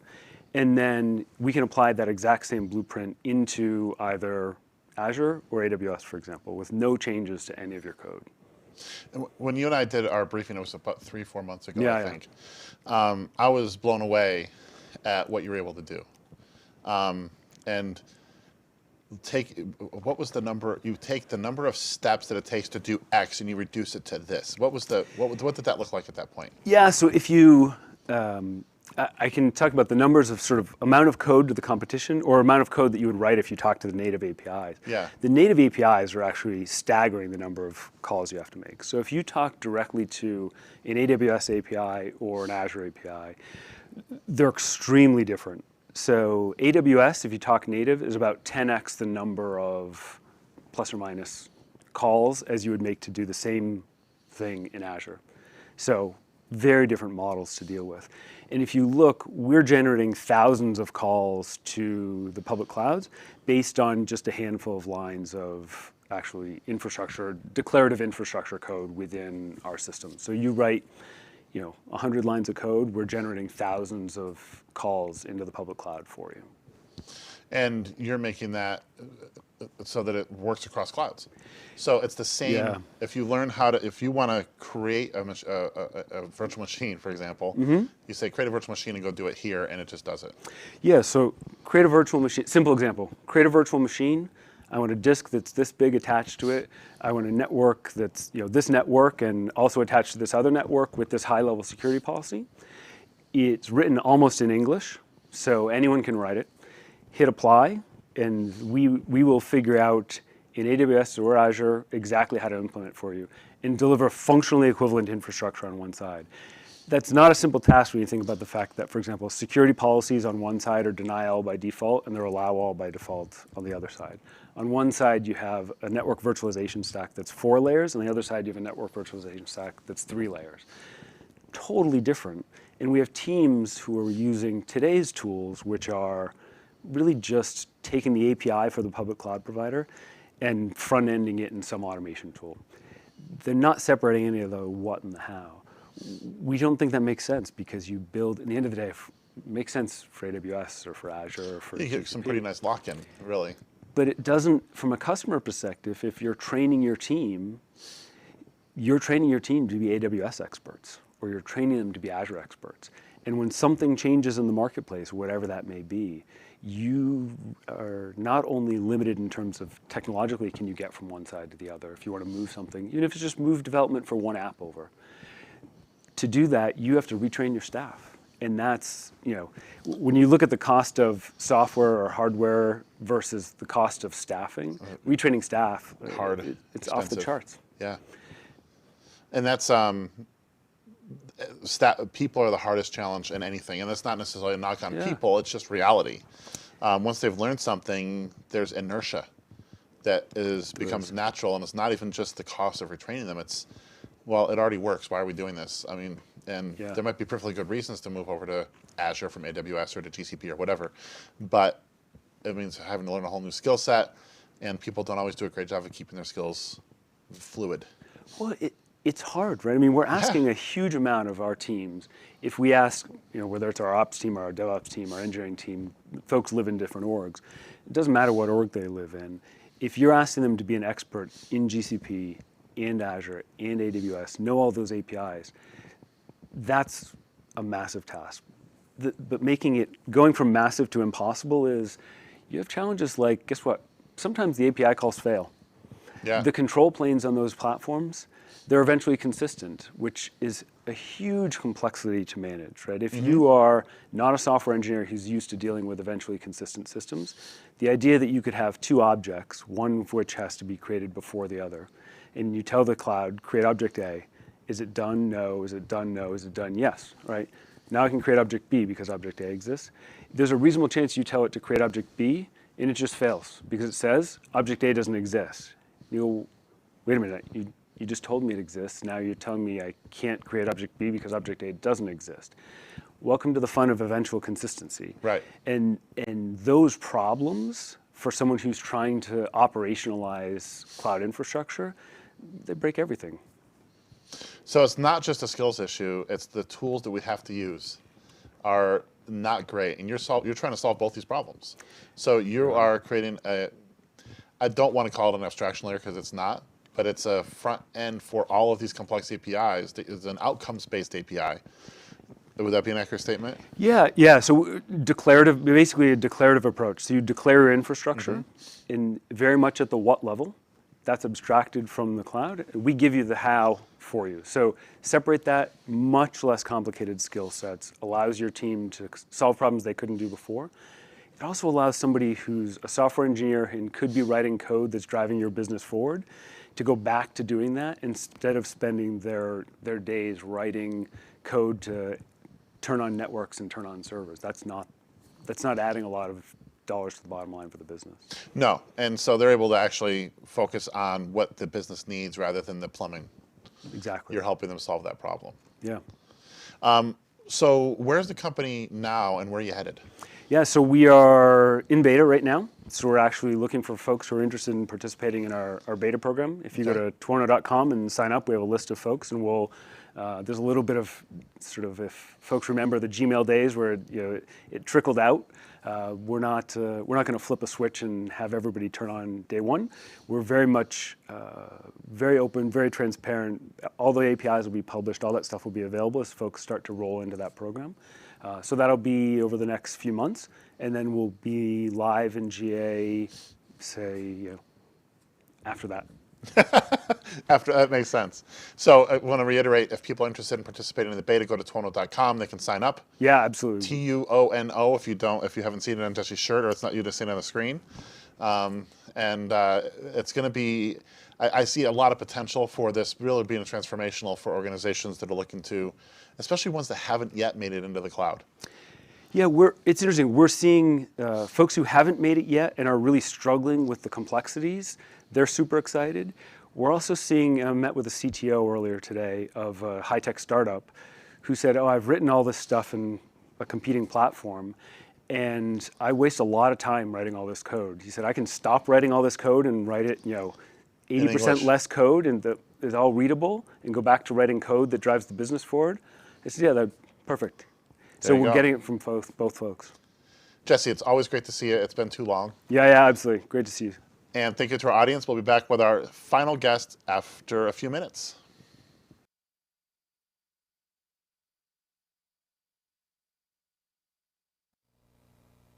Hi there, I'm Scott Lowe with ActualTech Media, and today I'm going to talk about Microsoft Teams and our adoption of Microsoft Teams and why we did it. So a number of years ago, we used to use Skype, and that was before Slack, and it was terrible. We used it for one-on-one communication, direct messaging, and all that good stuff, and it was not the best experience. As if you've used Skype for any length of time, you probably know. So we moved from Skype to Slack, and all was well with the world, at least for a while. Slack really solved the instant messaging problem, but it didn't do a lot more than that. And what we found was we were adopting more and more tools to be able to collaborate as a company. So if you don't know, ActualTech Media is a virtual company. We don't actually have a headquarters. We all work from our home offices or from co-working spaces. So a tool that can bring the whole team together is really critical. And Slack was good for that day-to-day instant messaging, communication, things like that, but we found ourselves having to adopt additional tools to be able to really effectively work together and to get our work done. And so we had adopted Smartsheet, Slack, Dropbox, and any number of other tools to be able to make things work. What we found, though, was it was becoming increasingly difficult to figure out where things were. We were texting each other things, we were emailing each other things, we were doing things in Slack, we were doing things in Dropbox, Smartsheet, wherever people wanted to do it, and it wasn't working anymore. We were losing context for conversations, so we would talk about a document in Slack, then we'd go work on it, and nobody would know where anything got left off, and it was becoming a nightmare. So we decided to try something different. And we adopted Microsoft Teams, where we have found that we now can maintain the context for collaboration because Teams, especially compared to Slack, is far superior when it comes to a collaborative environment than we ever had before. It's also allowed us to centralize some of our communications and our workflow. We now have lots of channels in Microsoft Teams with tabs in each channel to provide the context and centralized capability we needed to be able to better collaborate with one another. And it's allowed us to collapse the number of tools that we use and bring a far simpler operating methodology to the company. So since we adopted Microsoft Teams, we've eliminated the use of Smartsheet, we've eliminated Slack, and we're going to eliminate Dropbox when it makes sense. That's a little harder to get rid of, but it's not impossible with Teams file sharing capabilities as well as OneDrive. This wasn't a cost play for us, although it's nice that we're not having to pay for as much as we did before. But what it has allowed us to do is work better together as a team. And while it's not perfect, it's a far cry from what we were experiencing with Slack alone. On the downside, Microsoft is still developing Teams, and it doesn't have all of the capabilities that we saw with Slack, particularly around integration, although that is being quickly addressed by Microsoft. And we have some integration challenges, but not a lot. There's ways to work around all of that, particularly because every team in Microsoft Teams has its own email address. It starts to become easy to use something like Zapier to do some different kinds of integration with other tools that we use. We also use Asana for product management, and there is integration between Microsoft Teams and Asana, which is nice.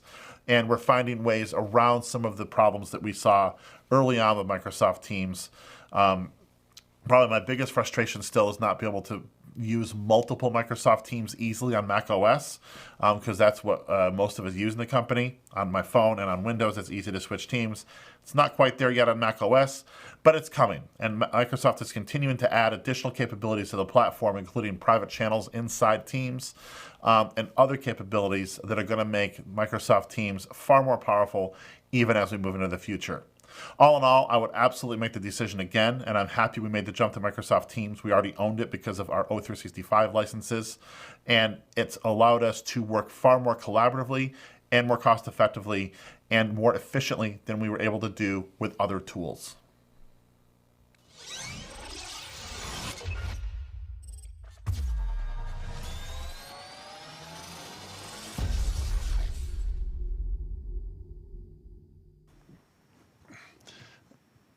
And we're back with our last guest of our live stream here from reInvent.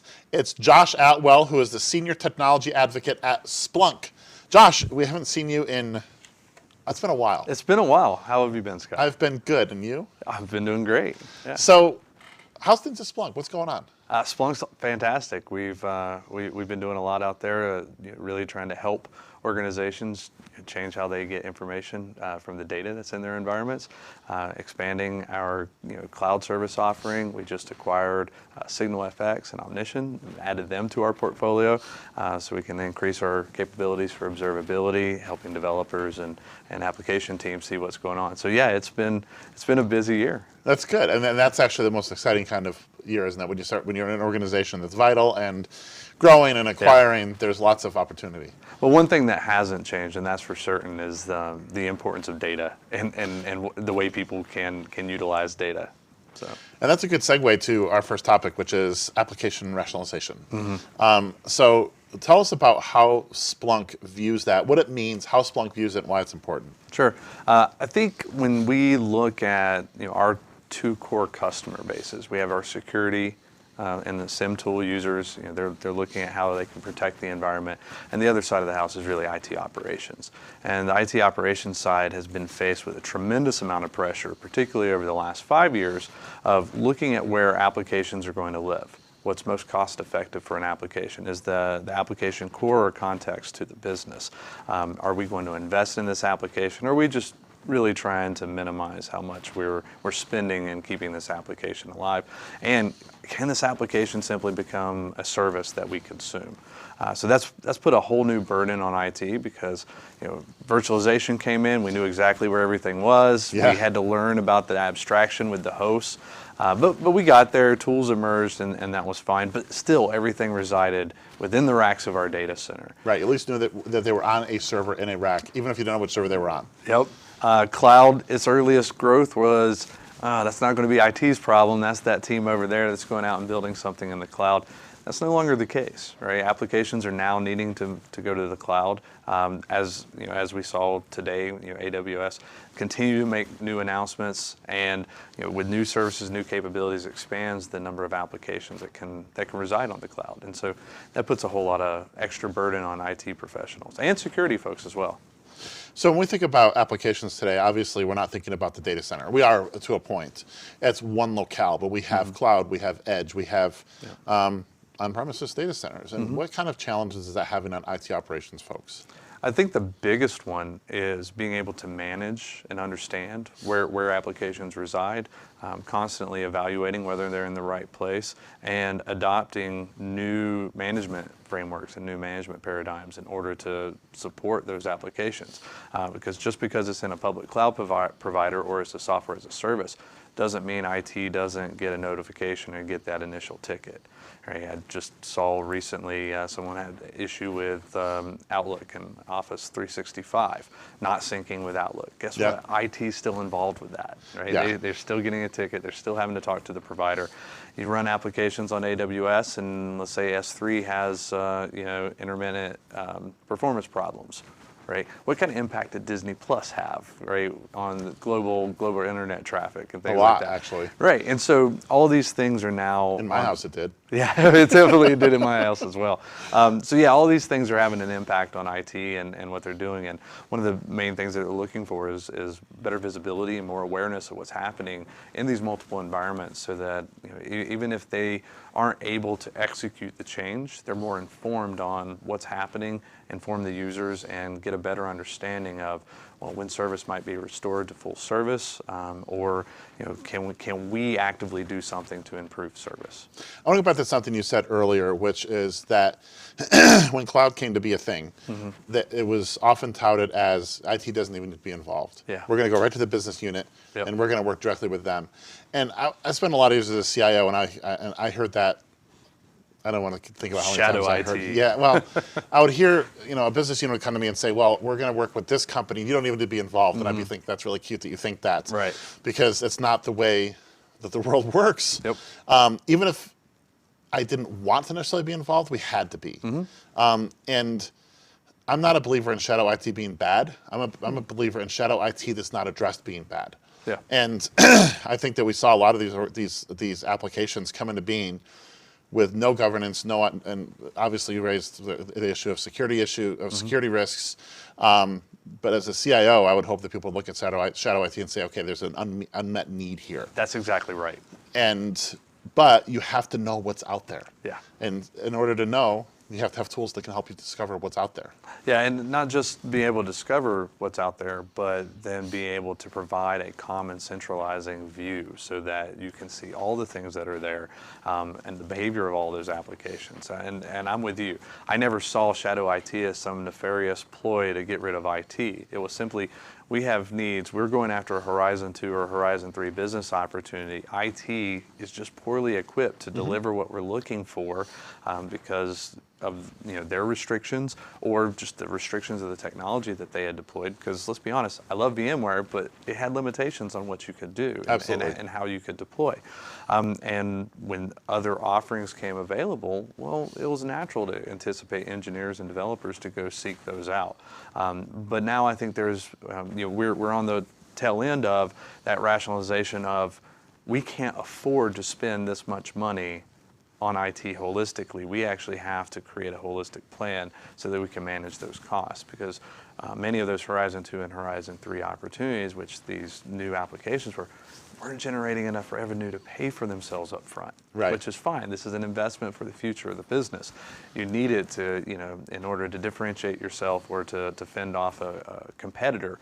But until they start generating revenue, you have to be able to rationalize that cost. And to your point as a CIO, I think that's top of mind on most CIOs. And how can I go for the next 5 years, continue to innovate, continue to grow, increase the value that IT can deliver to the business, while not having to increase my spend excessively, right? Investment's good, but I was at an event recently, some CIOs complaining about how it used to be 85% of their budget was tied to keeping the lights on. Now it's like 95%. And I remind them regularly, well, 6 years ago, you were investing in new things.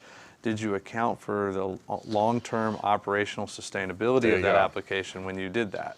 Because now you're having to absorb that. And I think that's why with good data, utilizing AI, ML, functionality, you're able to manage these at the new scales, the greater diversity, the greater complexity, and have that centralized view that can tie with business views and start realizing this application is driving this amount of value, and therefore you can justify that expense. Do you want to hear my thoughts on the 80-20 rule?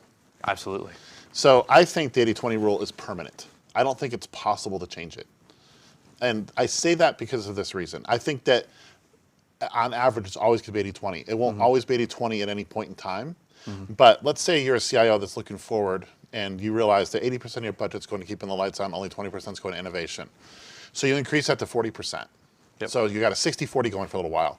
Well, everything you've done on the additional 20% ultimately has to be supported over time. That becomes the new keeping the lights on. So eventually, the next CIO that takes over looks at it and goes, we're spending 80% of our budget on keeping the lights on, only 20% innovation. I think the 80-20 rule is permanent as a fixture and is never going to change.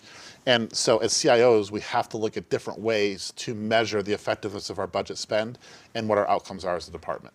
Yeah, I think you're completely spot on. In fact, Gene Kim's new book, The Unicorn Project, they talk about in that book how they were spending like these enormous maintenance fees for really outdated technology, and how that technical debt is actually limiting their ability to positively influence that 80-20 spend.